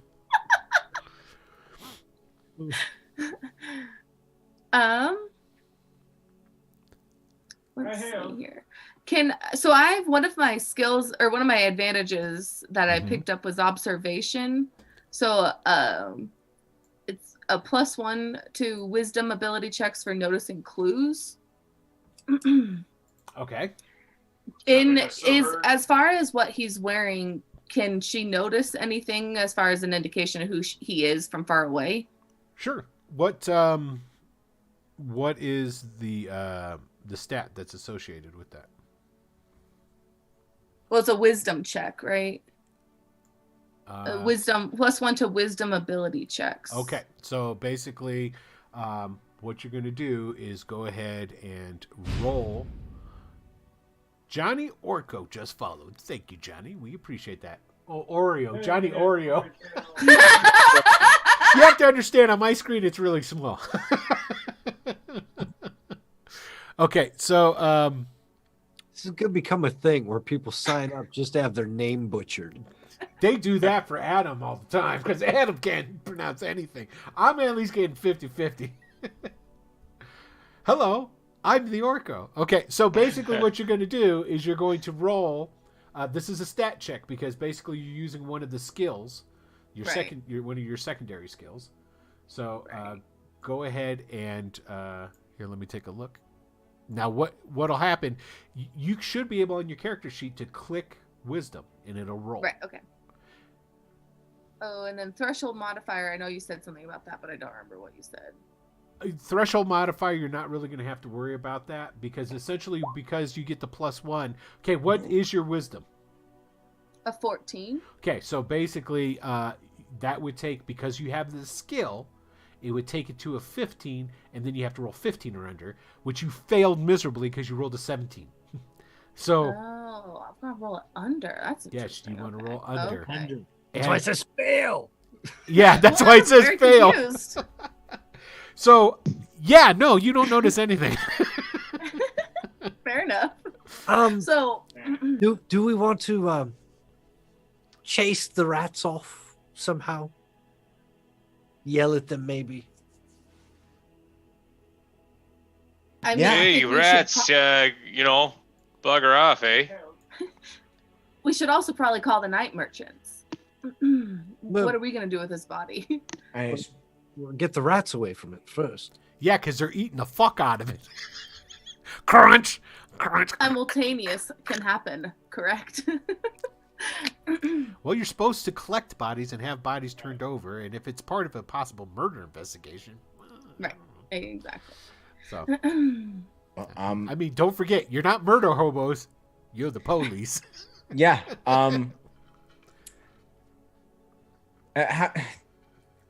Do the large rats look particularly like gravid and rotund, like they've eaten a fair bit? They look like if you were to go and mess with them, you'd have to roll initiative. I can tell you that. Well, then as the club's going away, and I'm just changing my spear into my main hand. Okay. Oh boy. So what's the deal then, eh? We're gonna go ahead and dispatch these rats before we fire off this flare? Almost as if on cue, as if for some kind of raw intellect that is buried deep within the reptilian brain of these rodents. They seem to notice that you're starting to prepare your weapons. But the mammals. They start squeaking. They start squeaking, and you hear replies of squeaking coming from inside. Oh. And I'm going to turn to Yoloff and say, light the flare, and I'll throw a rock at one of them. Excellent. Okay, hold on one second. I got to check something here. Let's see. Where's that? Excellent. Okay. So, which one of you fine individuals would like to roll me 3d6? Oh, me. Excellent. Why would you volunteer for that? Because I'm a glutton for punishment. Okay, roll me 3d6. Excellent. So 7. So when they squeak, and these rats just scurry away. I'm not having you fight a fucking swarm. So these two guys start to square off against you, and they squeaked, and then, oh no, there's squeaky replies coming from inside. And here we go. Coming out. Oh, that's not good. This is classic within classic. Oh no. Oh my god. Because you rolled for the number appearing, and it could have been worse. I'll tell you that. It could have been worse. We got 1, 2, 3, 4, 5, 6. There they are. There's all 7 of them. The others come poiling out. Okay, so this is how a niche is going to work, just so you guys know. So what you're going to do is you're going to do a dexterity check. If you succeed the check, you go before the monsters. If you fail the check, you go after the monsters. Let me go ahead and check is just click on the stat. Yeah, just click on dexterity. No. This It's is not the gonna- initiative modifier Oops, thing. I didn't want that. Well, wait a minute. I got a +1. All right. Well, whatever. I'll figure it out. Is that it? There it is. Just no threshold modifier, correct? Nope, no threshold modifier. I've succeeded that time. Did it say so? Maybe. Oh, Let me read it. Threshold modifier. Yep, those are success, success, success.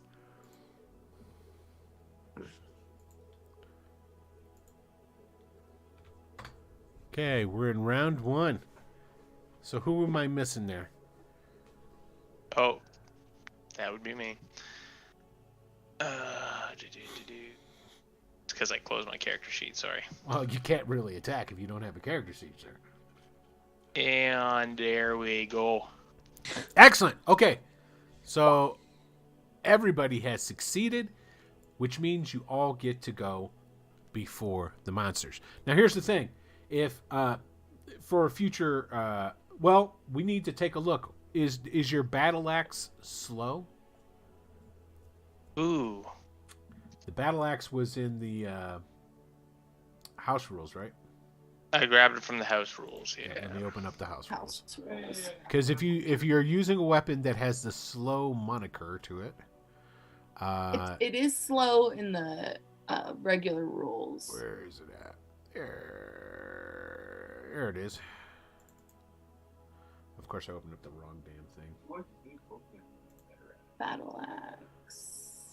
It is not in your homebrew. Okay, so then it is just in The great is, but not the battle axe. Okay, so in let's take a look in the players then. Let's look at the weapons.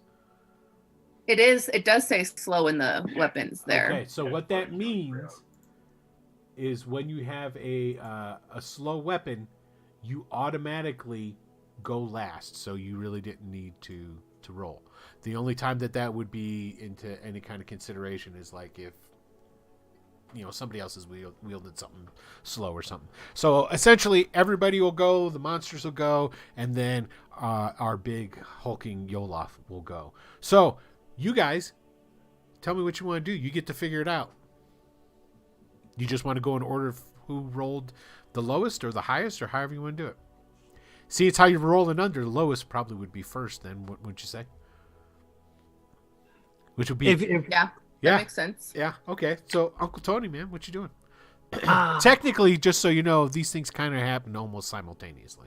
So, If I've got 2 cantrips that I can almost, or at least do within a round, the first one I want to do is just kind of a big flash bang, just a big flash of light and a big bang right in front of all the rats.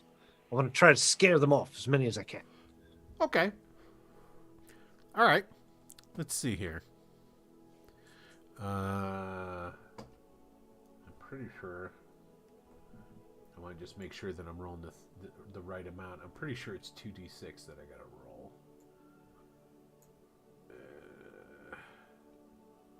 Right one. Next time around, I've got something Yes. even juicier.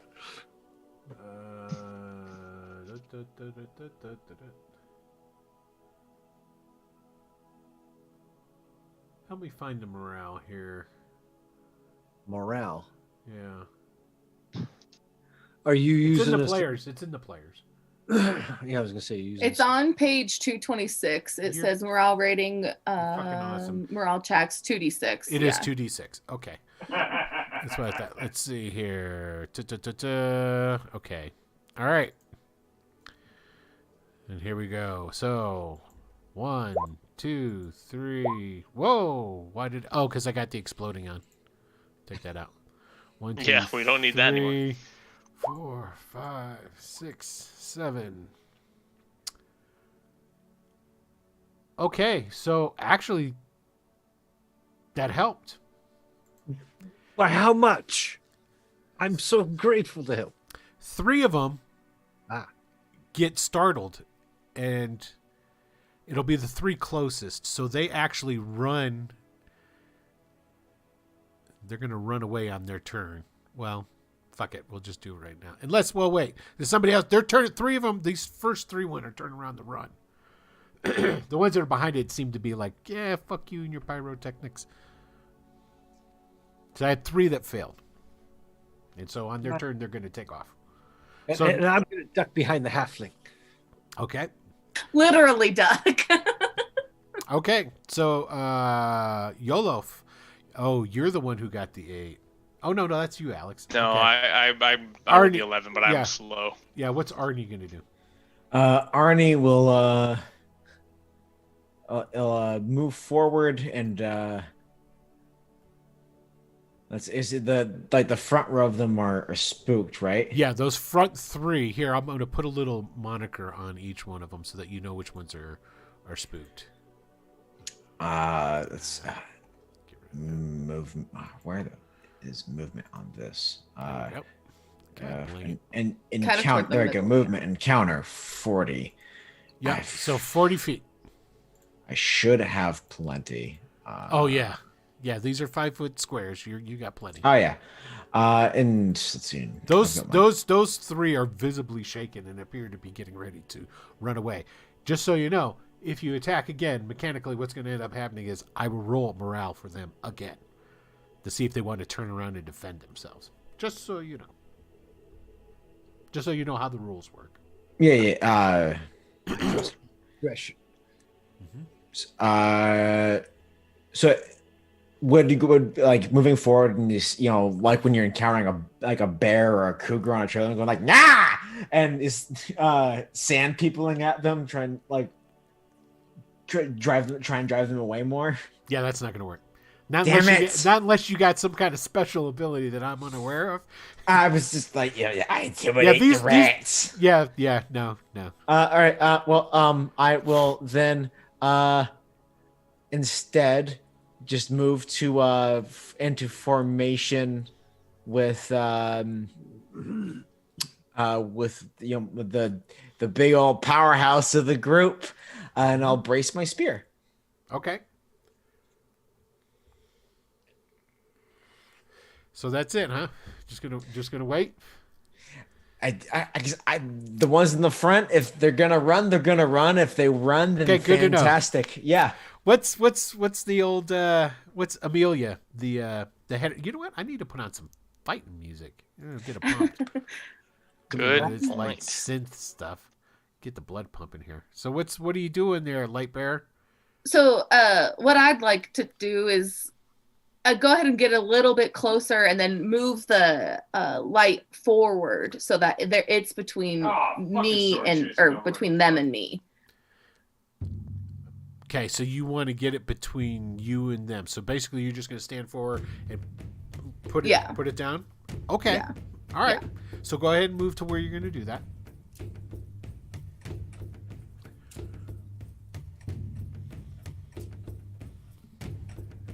Let me get. That'll do. That'll do. That'll do. Okay. All right. So it's the rat's turn. So these 3 rats run inside.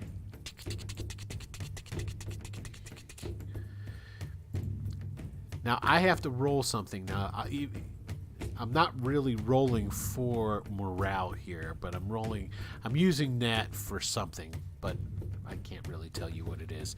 So let's see here. 1, 2. 3. Oh, You got to be kidding me. Okay, cool. So this is what happens. One of them charges up and goes after Amelia. Another one charges up and goes after Arnie. Okay. Another one's going to run past, and it's going to come to here. It's still within the threat area, so it's not going to get an attack opportunity on it. This one's going to run up, and it's going to go right there. So each one of you gets to have an attack. You do notice that the other 3, when they were running up to attack the other people, though, were giving sort of a wide berth to the fire. Because you've got the shutters full open on there, right? So you got the fire kind of like licking out a little bit from the staff. Yeah. Excellent. So here we go. We've got an attack on you, Arnie. Guy's trying to bite you. Ah. Oh, you know what? I don't need to do that. Let me open up. I actually have my rats programmed. Here we go. All right. Oh, that's right. Here we go. Oh, what's your armor class? It's 12, right? With my it's leather and a shield, it should be 13. Okay, it misses. It rolled a 10. Here comes a bite against Amelia. Let's see what you get, Amelia. That's a miss. Afraid of that fire. Yeah, here's a bite going for old Brecklin. Here we go. Oh, no. I'm at 11. Oh, it hits you for 2 points of damage. Oh, and I need you to hold on a second. What's the Ruh-roh. Oh god, the saves are different than I'm used to now. Yeah, I know. That's why I have to figure out which one I want to use here. Roll me a. Would it be that? No, it would be this. Roll me a death save. Death. Yeah, roll me a death poison save. Shit. No threshold modifier? No threshold modifier. Okay, good. Success. Excellent. Okay, now good. these you have to beat. Correct. Okay, good. Correct. Yes, I know there's variations in it. It's very modular, but okay. And last but not least is the bite coming for Yolof. Here we go, Yolof. Oh, natural 1. Oh, and that's right. I use fumbles, and basically what that means when a fumble happens is you get a instant retaliatory attack against it. So awesome. ahead. Nice. All right, battle axe, here we go. Let me see what you got.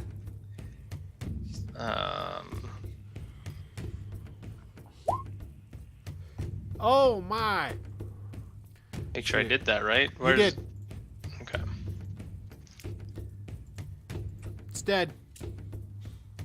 You chopped it up. It's done. Now it's your turn. Because oh shit. Yeah, it's your turn because that was a retaliatory for the fact that it, Oh right, yeah, of course. So So then, seeing it chomped into my buddy, the feeble little elf next to me, I'm gonna go over there and try and hack the one attacking him. Okay, that would be this one right. Yeah, right there. You got it. Right there. Yeah. All right, let's see what you got, Holmes. All right. Oh, you just destroy that. Nice. Explain to me. All right, I'm just normally I shouldn't share this kind of information for you, but I want you to have the full facts so that you can paint the proper picture for me. These guys have 2 hit points. You just landed them with 10. What did you do to this thing? So that first one like sort of hit my shield, and it kind of gave me an opportunity to sort of swing through it, and I just sort of carried that momentum around, and I sort of lunged in and just smoked this thing and chopped its head clean off. Excellent.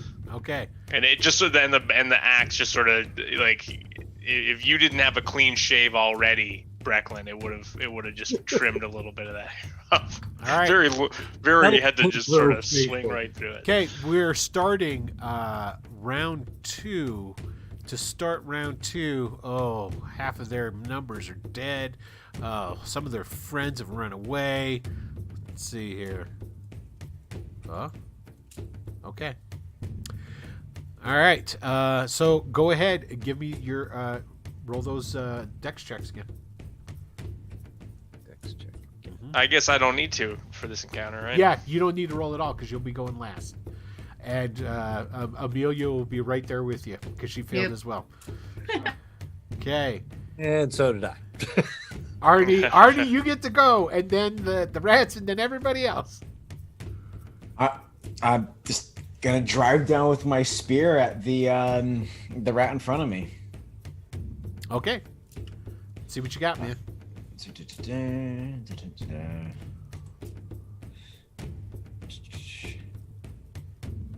There you go. That did it. It's dead. Okay. Whoa!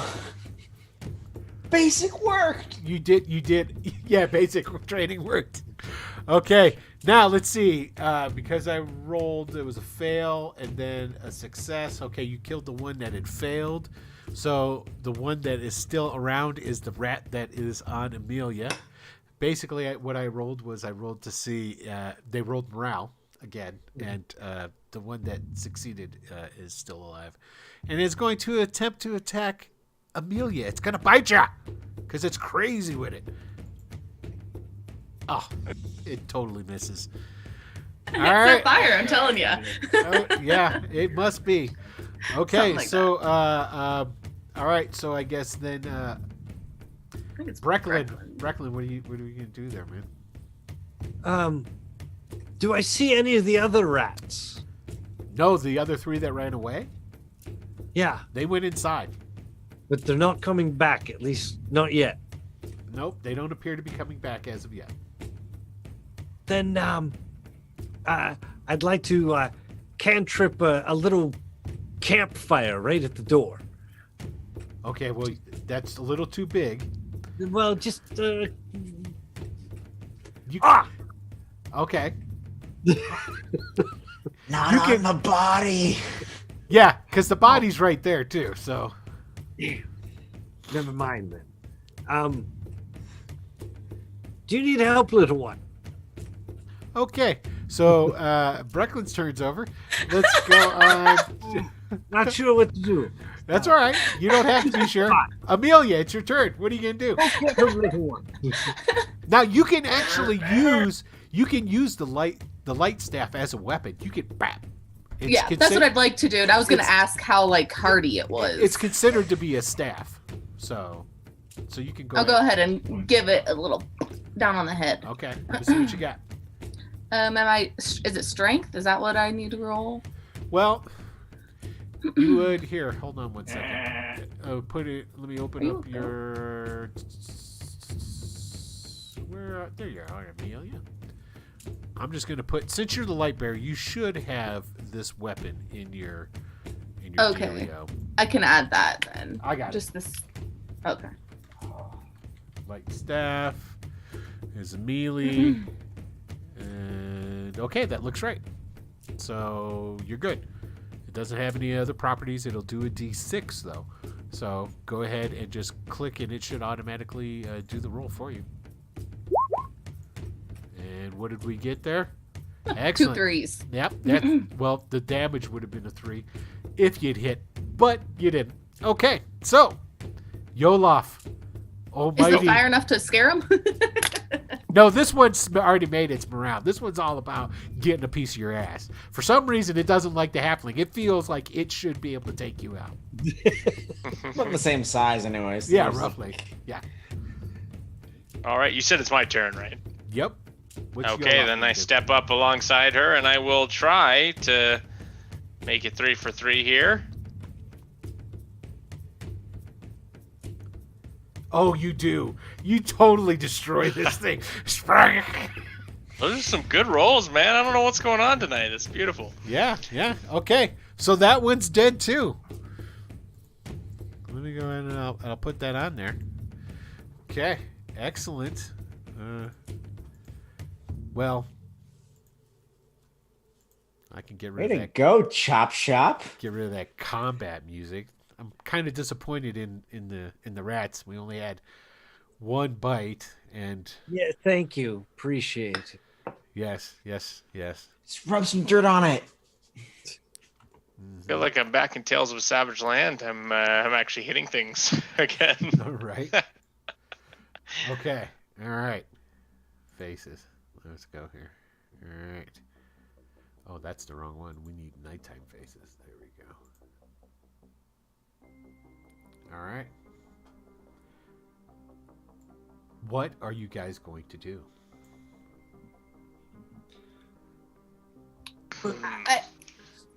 I mean, we still need to let the flare off. Someone needs to come collect this body. Yeah, Yolof, you've got the flares. Yeah.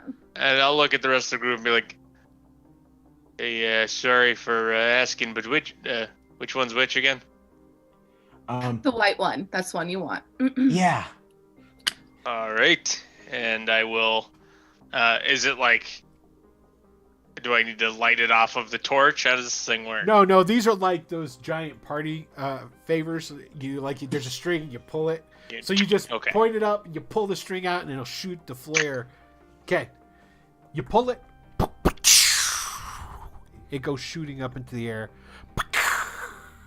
Explodes. You did shoot the white one, correct? Yeah. Okay, and it's just kind of, there's a little parachute with it, and it's just kind of slowly. Okay. So, you don't know how long it'll be before the night merchants show up. So, we need to guard this body. It's already got damage on it. We need to stick with it. Light bearer, if I may. What do you want? Well, there was more that went inside. We should probably clear the rest of the scene. And Chop Shop's really good at killing rats. I can. I mean, I could try it. I'll if you need backup, I'll come with you. And if you and take Brecklin, he's good at that stuff. No, I'll stay here and guard the body. Since you guys are the brains of the bunch, if you want to start looking at clues on the body, I can go with Chopper here, and we can go take care of the rats and secure the scene. Yeah, okay. Yeah, sounds good. Cool. Okay, now there is still some dim light coming from inside that house, or that shack, I should say. Oh, by the way, Arnie, I want you to go ahead and give me a wisdom check. Cool. Same thing as just click on the little stat box, right? Yeah, just click on your wisdom. For some reason, you have to get below your wisdom. Yes. Yeah, everything's different. There's no target number here. Excellent. Okay, for whatever reason, as you're readjusting yourself, getting ready to go in, because you and Yolof are going inside, correct? Mm-hmm. Yeah. Okay. All right. So you and Yolof are going inside. We've got Amelia and Brecklin are staying outside next to the dead body in the doorway. Is this correct? Next to the light. Yeah, I mean, and I want to look at it. I want to pat it down, see what's on it. Okay, and you'll investigate it as the two strapping fellas go inside. Yes, okay. Securing the evidence and going in to clear the rest of the scene. Arnie, as you're going inside, for whatever reason, you check yourself over, get ready. Okay, I got this. And you notice that your purse is gone. Shit! How much gold do you normally carry on you? Like his not his whole life savings. I would assume the total number, you would not be carrying all of your money with you. You're at work. You don't need to be carrying around all that gold that you do have. You'd probably be carrying like a gold, 2 gold. You know what? I'll roll a d8. Okay. Because you keep in mind, you can have lower denominations. You can have some copper, some silver, some things along these lines. Yeah. 4. Okay. So you've lost 4 gold worth of cash because your purse is missing. Something wrong there. No. Yes, but squeak. It's fine. They need it more than I do, probably. Anyway, it's fine. Come on. They need what I more love than you Arnie do? So much. Okay, so Jeez, you man, guys really don't explain yourself very well, eh? Okay, so It's- so you guys go inside, right? Yeah. Okay, so there's not an awful lot of room here, but and I'm not going to bother to take off of the red dots. So further in the room, as you guys step in, there's a dead body there, and those giant rats, they went tearing ass in there because they were afraid. They're like, "Oh, we gotta get the fuck out!" Oh, hey, here's a dead body. Hey, and so they stopped, and they're like, they just started eating that one. So go ahead and you guys can position yourselves in there. Cool. And then I'm gonna need you to go ahead and give me the dex check there, Arnie, to see if you're gonna get to go. So we can situate like around here-ish? Yeah, that's fine. Cool. All right. Yeah, because they were all like they were chowing down. You guys come in and like they were kind of reluctant at first, but then when you get in, they're like, all right, fine, we got to fuck these guys up. So it appears being scared by the flashbang has worn off of these three. Yolof is going in there too, correct? Yeah. Okay. All right, I guess I should drag him on in there then. Yeah, I mean this is primarily theater of the mind, so it doesn't really matter. Roll. Success. Okay. Okay. So you get to go before the monsters. Go ahead. What are you going to do? I'm gonna go forward, be a big brave boy. Nah. Okay. Gonna poke at him with my. Is it like how like open is it? Maybe like with buckler and like a one-handed spear grip, be able to jab without. Okay. Yeah, you totally can fight with one hand with a spear. I've seen Goblin Slayer. Environment matters. All right. Use the pokey stick. Yeah, I'm gonna poke him with my pokey stick. But you know what? We're back in combat. Hold on a second. Put the music back. I'm gonna put some on. Let's try this. This would probably be sounding better. Yeah, that sounds like crap. I don't know. That's not good. I really gotta label my stuff better because it's like I had Throat singing. I had the yeah. That's what we do with the orcs. Oh, there it is right there. It says combat. Maybe if I read. Okay, cool. Okay, that should get at least one of them. Okay, so you charge up, no problem. You're able to kill that guy right off the bat. Totally manly battle yells. Ow! Okay, Yolof. We got some rats here. All right. Wait, they already go? Oh, that's right. Thank you. No problem. Okay, so You being killed us all. fair like I am, they both just come up here and attack Arnie. So, because he's the closest. He's the closest. Yeah, Sorry, Arnie. No, that's totally fair. Okay, here's the first bite. Captain America problems, man. That's a miss. Here's the second bite. That's That gonna hit you. hits. You got 2 points of damage, and I Okay. need you to roll me a death poison saving throw. All right. Because I'm a genius, I forgot to put my max health and the. All right. Come on. Let's not get the bubonics. If you click it on the sheet, it should roll. Does the wisdom modifier apply? No, correct? Because it's just con. I can't see who just subscribed. That was old Johnny Oreo, or Johnny Orko, as we have. You'll always be Johnny Orko to me, man. Thank you, Johnny. I appreciate it very much. So. Hey, I'm Johnny's Johnny new to the hobby Orko. too, so we're happy to have you here, and hopefully great. you have a nice long life in this hobby with us. Don't scare you off with all of our big words and Right? and different additions and all that stuff. Okay, so what? Yeah, if you just click your Submit. the saving throw on your sheet, it should roll it. Yes, because I clicked on death poison, and it's not magical, so wisdom does not apply here, correct? Correct. All right, so then just submit. Yep. No threshold modifier. Come on. Oh! Oh, Ooh! oh! I've played Skyrim. I got the rock joint. Something bad's probably gonna happen to you later. Okay, Yolof, it's your turn, man. Let me move this Okay. here. I don't feel so good, Mr. Stark. Yeah, I see him. with a rat hanging off of his arm. And which one is it that just bit him? It would be the southern one. Okay, so seeing that it has bit my friend, I will come in and I'm pissed, so I'm just bringing the battle axe down with both hands on this fucker. All right, let's see what you got here, Holmes. Let the record show he said I'm his friend. This is a win. Won't matter if you're dead. Oh, did that not roll? Right, I forgot. Yeah, you got it. Gotta submit. Yep. Oh, and it's dead. Okay.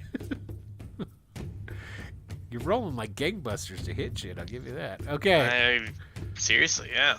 Okay, go ahead and give me an agility check there, Arnie. See if you get to go before said giant rat. You know what? Yeah, go ahead. Still give it to me. Yeah. I'm still adjusting to the sheet. Everything is. Yeah. Because I'm used to like the stuff on the side. Everything's horizontal.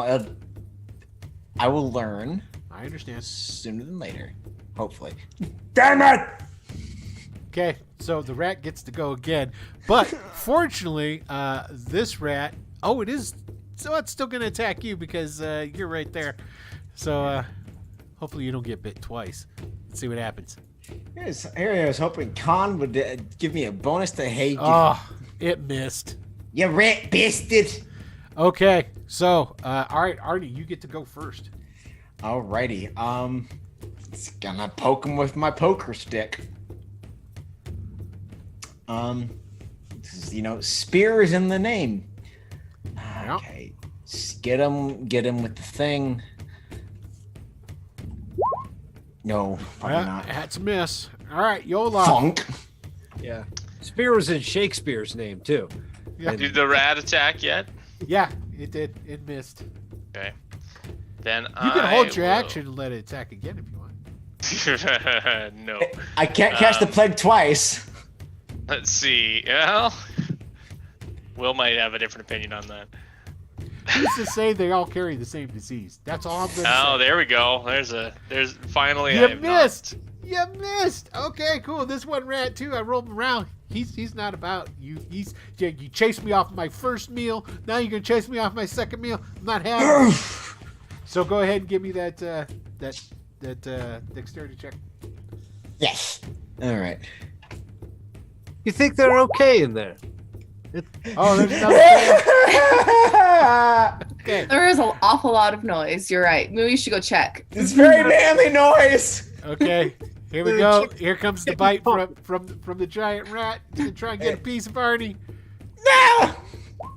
Oh yeah. God. Okay, you got another 2 points of damage. Give me another death saving throw. Death poison. Better one this time. Yeah, you can do it. Oh, yeah, no. There's 2 fails, baby. Woo-hoo. Motherfucker's gonna be dead before the end of the first session. There's one fucking happy-go-lucky guy. All right, so that means that Arnie, it's your turn. Take him out for biting you twice. My palms are really sweaty. Oh, this was normal.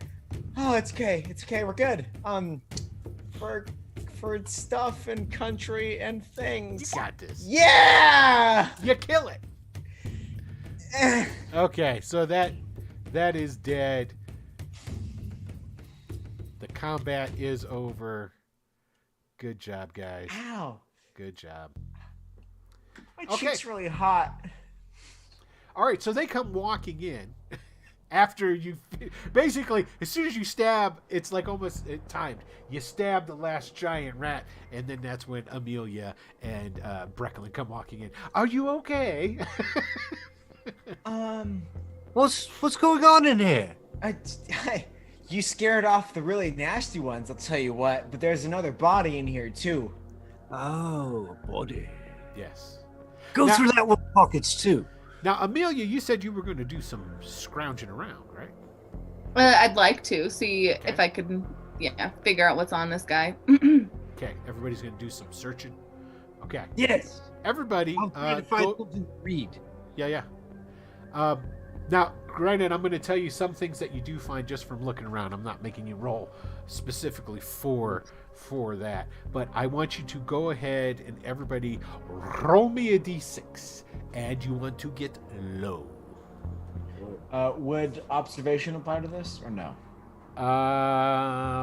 Yes, it would. If you want to do observation in place of that, I would allow it. Because that is one of my advantages. Okay, I will allow you to do that. All right. Okay. So just a normal, just roll wisdom instead with a +1. Roll wisdom with a +1. So what's your wisdom? I should have done that. My wisdom is 13.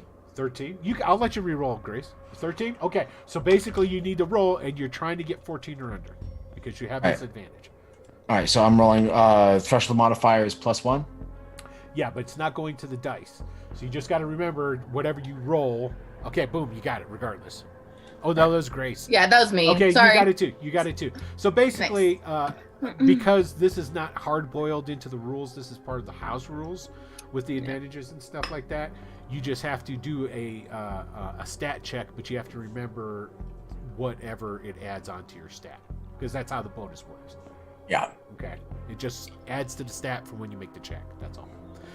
Okay. So as you guys go in, and Amelia bends down and starts now these bodies are tore the fuck up. Okay, it's not like they're like ripped, and these big rats were eating them. Like parts of one's missing a hand. There's big old gouges out of the arms and the legs and things along these lines.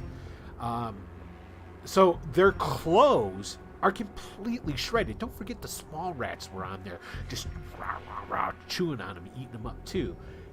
And their clothes are just shredded. Now, on the floor, there are a scattering of coins. So what I want is, who wants to be the designated roller for this? I took the bullet last time. I'll take it. I'll do Okay. it. I'll do it. All right, Tony, roll me 1d12. A 12. Excellent. 12 copper pieces. Roll me 1d10.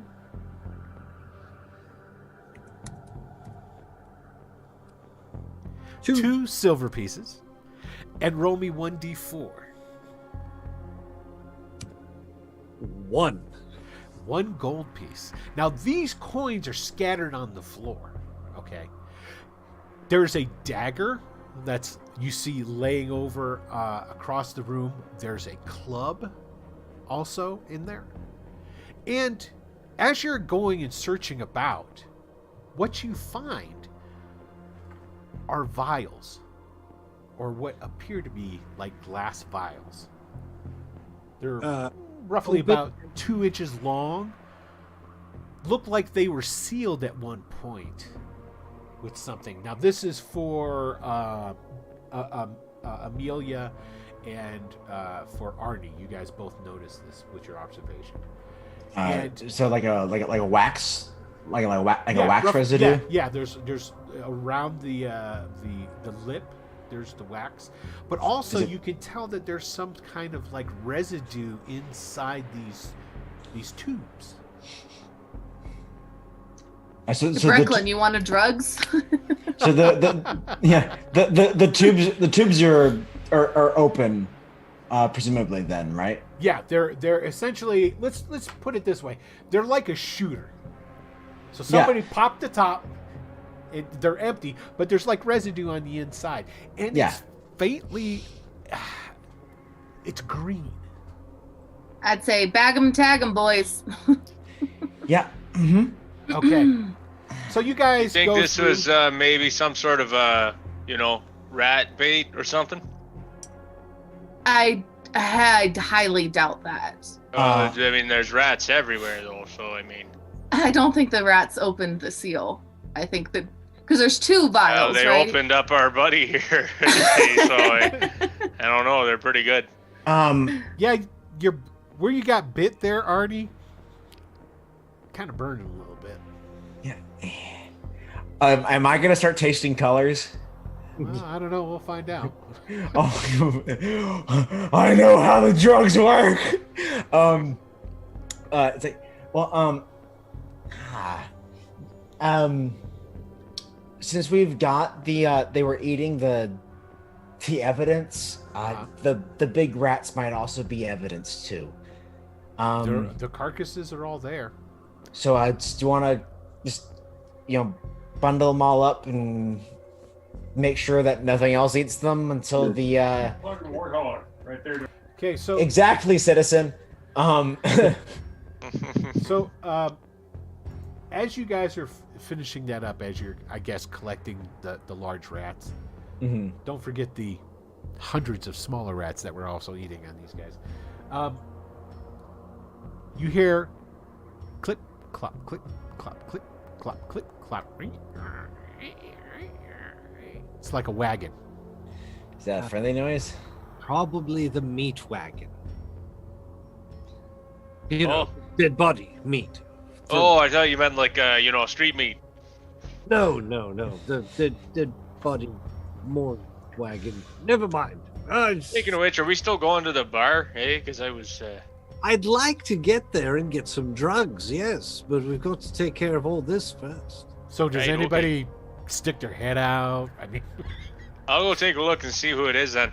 okay. So you look out. You look out the front door, and yes, a matter of fact, coming down the street it's more of an oversized cart. There's one large horse, not quite like a Clydesdale, but just like a very large draft horse for working, and it's pulling a two-wheeled wagon. The wagon has lanterns swaying on hooks, dangling from these wrought iron hook poles that have hooks on the end. The wagon itself is vividly painted in all kinds of different colors. There's runes and symbols and painting of images on there, mostly of devils and demons and scary things. Driving this wagon is a man dressed all in black. He has a black hood up, but it is a tight-fitting hood that is close to the scalp, and he's wearing a horned demon mask. Sitting on the bench next to him are two other individuals, slightly smaller in stature than this man, also wearing all black, but they wear completely white masks. You know, looking out, because you've been in Leukish long enough, that these are night merchants. And they collect the bodies. It's less creepy to us in character than you made it seem out of character. Yes, that's what I wanted to describe it. I wanted to describe it first, and then let you know that that's the night merchants. He's like we're like, oh, hey Phil. Okay, yeah. All right. Now the night merchants, they wear masks to hide their identities, so that the neighbors don't know they're living next door to a guy who collects the dead for a living. The painting and the symbols on the carts are, it is rumored that magical wards are carved into and painted onto their carts to protect against the undead, supposedly with help of extraplanar beings. And the masks are supposed to be scary to ward off the evil spirits. The man who's driving it, from reputation and from having been told about him, his name is Damon, and he is an actual night merchant. The other two guys that are with him are essentially his apprentices. So he pulls up the wagon, stops, he hands over the reins to one of the guys sitting there, and he gets down and he just starts walking over to you guys. And hold on a second. I haven't used this in a long time. So I was Yay. I saw the flare. We've got two for you. One there, one inside. He turns around, looks back at the two people up there, and he goes, Get to work. Bring the bodies. Then he You turns. collect rats too, eh? There's a bunch of them. Normally, no. But I think it might be a good idea now. They're pretty the big rats, eh? too. And he tells the other guys to bring the rats too. Who's now? He's outside. Who came outside to talk to him? Who's addressing him? I peeked my head out to You peeked see out. them And we're coming, talking to him, and then I guess Brecklin turned. He peeked out and was talking to. Okay. Yes, I don't like to take the lead in conversations. But, Who's in charge here? no, that's the And I'll boss. come around the corner, yeah. Sorry, boss. He walks up. Accidentally hitting him in like the head. Yeah. Okay, the Damon walks up and he looks. He stands there and he looks down at you and he goes, Did they say anything? Did they say anything, sir? They were like this when we found them. They haven't said anything. Good. What about the rats? No speaking rats here. They bite hard. Yeah, Then as you he- can see. Then he turns around and just walks back over, and he's now it's got a cover to it, but it's not like a covered wagon. It's not canvas. It's got a box on it. Okay, and he goes around and he opens up. There's like 2 doors in the back. He just opens up the doors. He drops down some stairs from it, and he just stands there and he's just waiting next to the wagon as his 2 apprentices go around collecting the bodies, dragging them up, and putting them into the back. Ooh. Could either of these bodies be about the size of a 13-year-old girl? I'd like to give some news to that mother. You're such a dick. Roll, No, roll for some forensic anthropology. they're definitely they're men, grown men. Yeah. Look awfully like Sneeze and Dungle, I would assume. Bad news, you know how it is. Okay.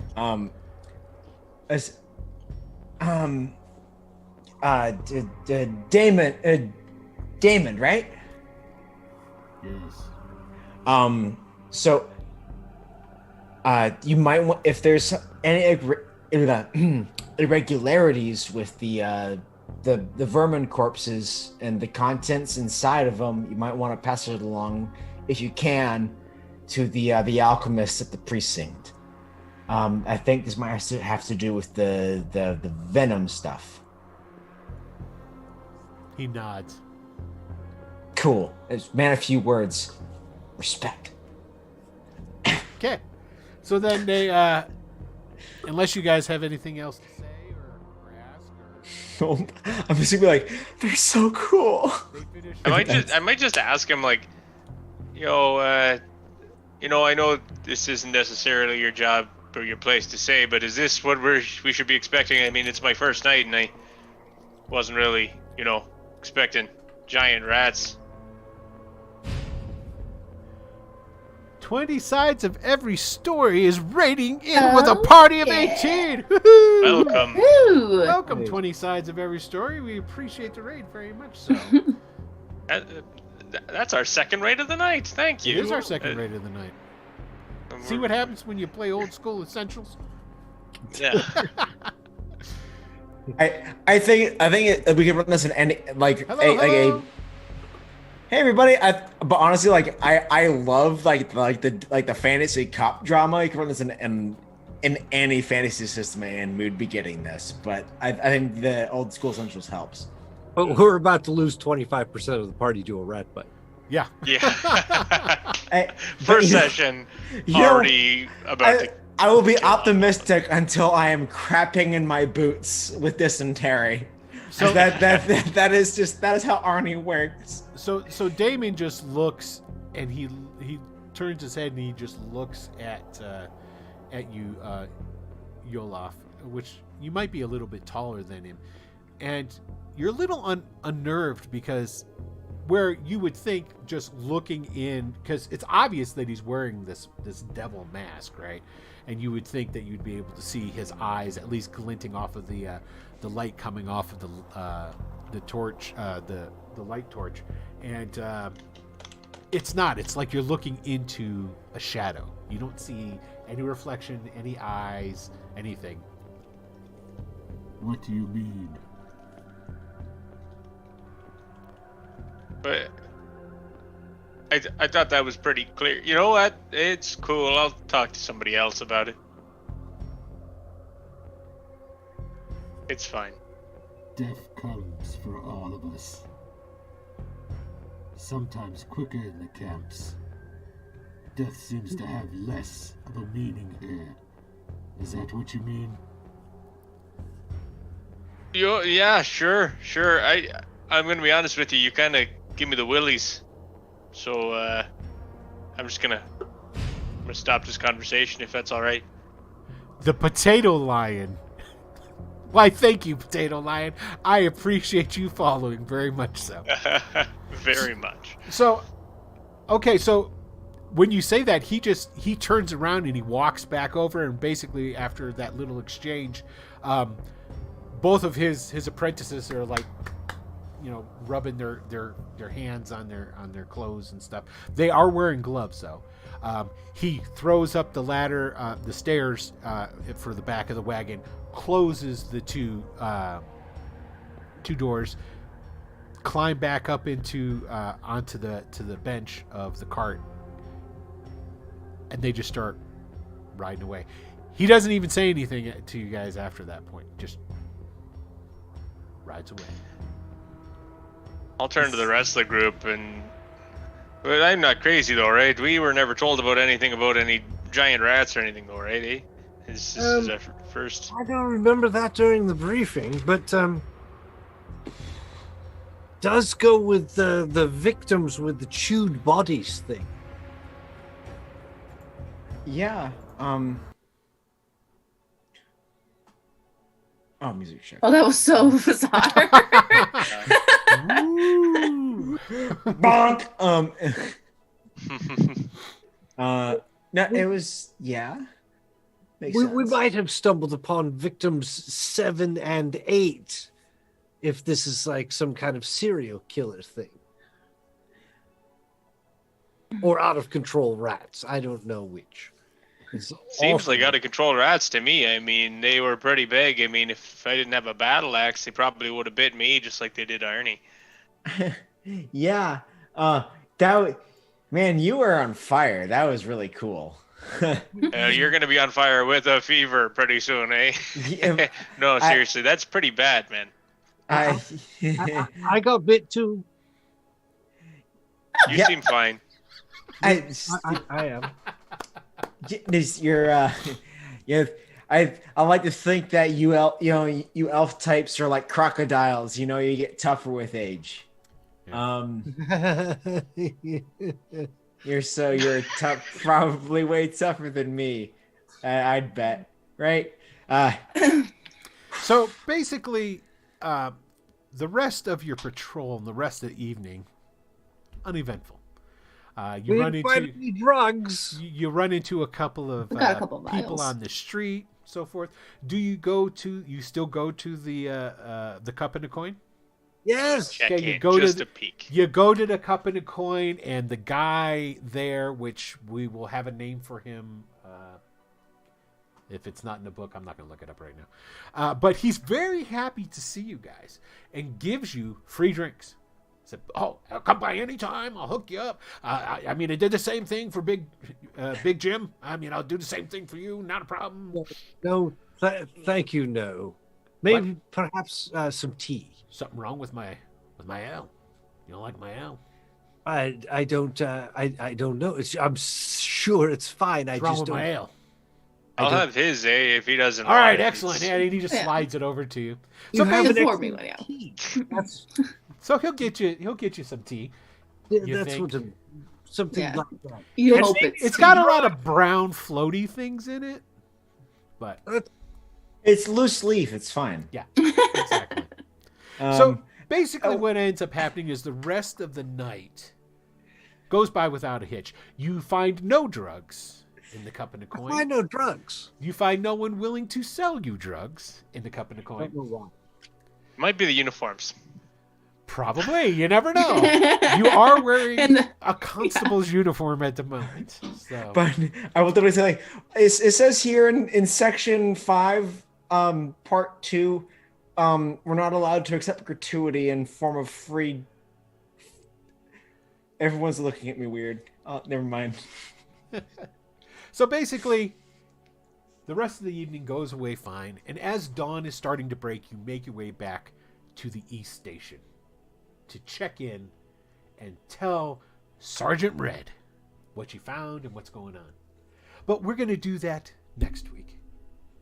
So, what I would like to say is I want to say thank you, everybody, for tuning in. Thank you so much for rating, everybody who rated. Thank you for 20 sides to every story. We appreciate that very much as well.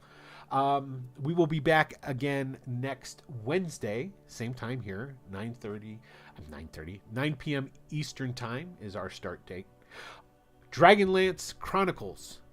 We're playing Dragonlance with the 5th edition rules is back this Friday. So this Friday at 9 p.m. Eastern Time, we will be playing Dragonlance one more time. Yay! I've been missing it. So don't forget, as it says on the screen right there, that coming up is the Greyhawk Mega Stream fundraiser event. It's going to be February 19th and 20th. Underdark Uprising is going to be coming on. And the Underdark Uprising, the cast here, including Kemchan from Friday night, who will be joining us on that day, we're going to be playing some Duergar in the Underdark and possibly a pet drow. I have yet to conclude with Tony if he's going that route or not. No? No. I'll save it for another time. Be my drow maid. My performance would only be super racist, and we don't need that. Yeah, no, because I don't want to get kicked off the Twitch. So there you go. I appreciate your restraint, Tony. That's really nice. So, but someday, so blackface drow. Oh gosh. That's not anyway. So in closing, Tony, go ahead, say sign off, say goodbye, pimp your car repair YouTube channel. I mean, yeah, my car repair YouTube channel where we do reaction videos. YouTube.com/Uncle Tony, all one word. And you can find some videos that we post and some nonsense that we do there. And join our Discord because we do lots of fun shit there too. And you can actually, if you're watching us here on Twitch, down in the doobly-doos right below us, there is a button that you can click that will take you to said Discord. Yeah, we got a few new people in there just during tonight's stream, so thank you everybody who joined. Yay! Thank you very much. I appreciate that. Hey, Tony, if I got a super hankering for a really good chocolate chip cookie, is there some place where I could get that?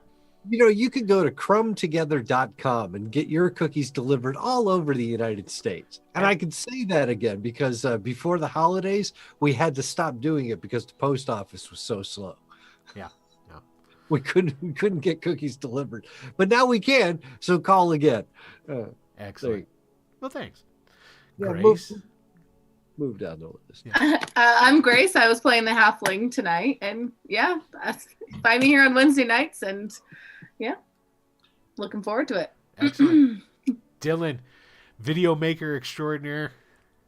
Thank you. And I honestly, I didn't intentionally leave it to the last minute to send you the intro, but I was feeling kind of guilty that I went so out of left field with the 70s cop. I loved it. You did. That's Shaft and Law and Order inspired intro. That's exactly what I was hoping for. I'll play it at the end here after we. Perfect. After we sign But yeah, off, and if you do want to, it's the only thing I've posted on my YouTube channel in a while. But if you want to go check me out, I'm just Dylan Trahan over there on YouTube as well.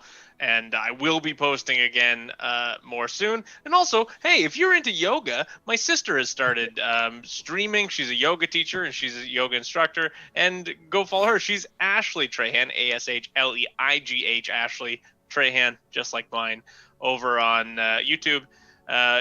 Go follow her. She's doing great stuff. Live streams every Sunday, 7 p.m. Eastern time. So check that out. Excellent. Uh-oh. Who just followed? Dang it, I still have this stuff in the wrong spots. I'm usually a few seconds behind you, so I might see it. Yeah, something happened. Yeah, and we can. Somebody just followed. Was that bad joke? Oh, it's behind. It's behind. I know. I thought I moved Underdark, so I can't see it. Yeah, I thought. But whoever followed, thank you. I feel terrible. If you join the Discord and let us know, we'll thank you. We all love you. The UI just doesn't. Well, It's- I'm the guy who didn't set it up correctly, so I could see said Yeah. nice things. Anyway, Blame Skynet, and it's fine. no, I'll blame me. That's what Adam would do. I miss Adam. All right. Where's Adam when you need someone to blame Will? Right? Exactly. Last but not least, Alex. Guys, I'm Alex Maxwell. I brought you our resident now plague-ridden cinnamon roll. I'm certain a great many people hate him. I hate him too, but I also love him so much. Yeah, you can find me at under the name Stormwolf92 wherever games are played. Since Cyberpunk was a thing that happened, I haven't been streaming it for reasons, but Werewolf the Apocalypse Earthblood is coming out at the start of next month, and I intend to start streaming a playthrough of that because that is very near and dear to my heart.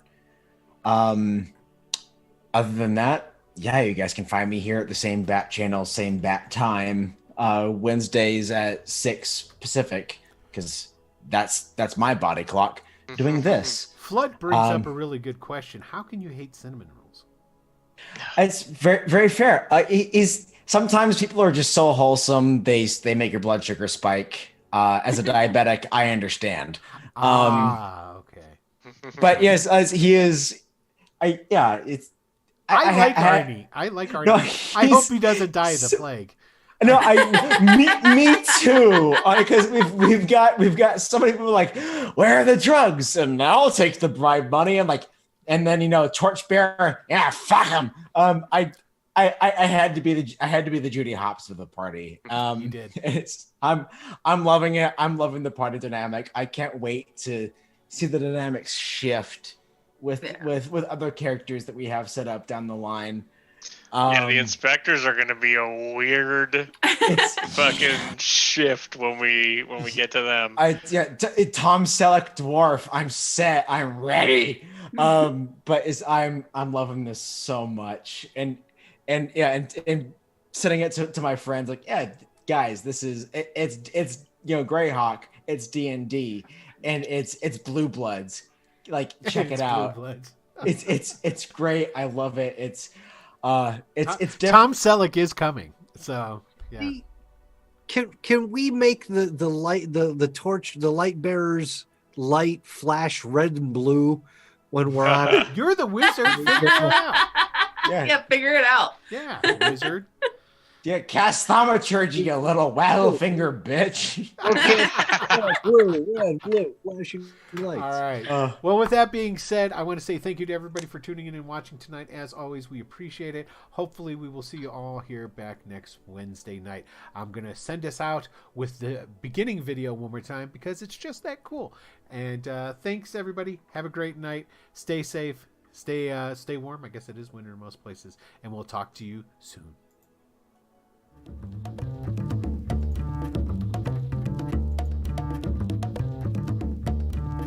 The city, a living thing. People rushing through its buildings and streets like blood. Good people, bad people, and some just trying their best to survive. These are their stories, the terrible people and the lives they destroy, and the story of the City Watch, whose job it is to protect the streets of Leukish.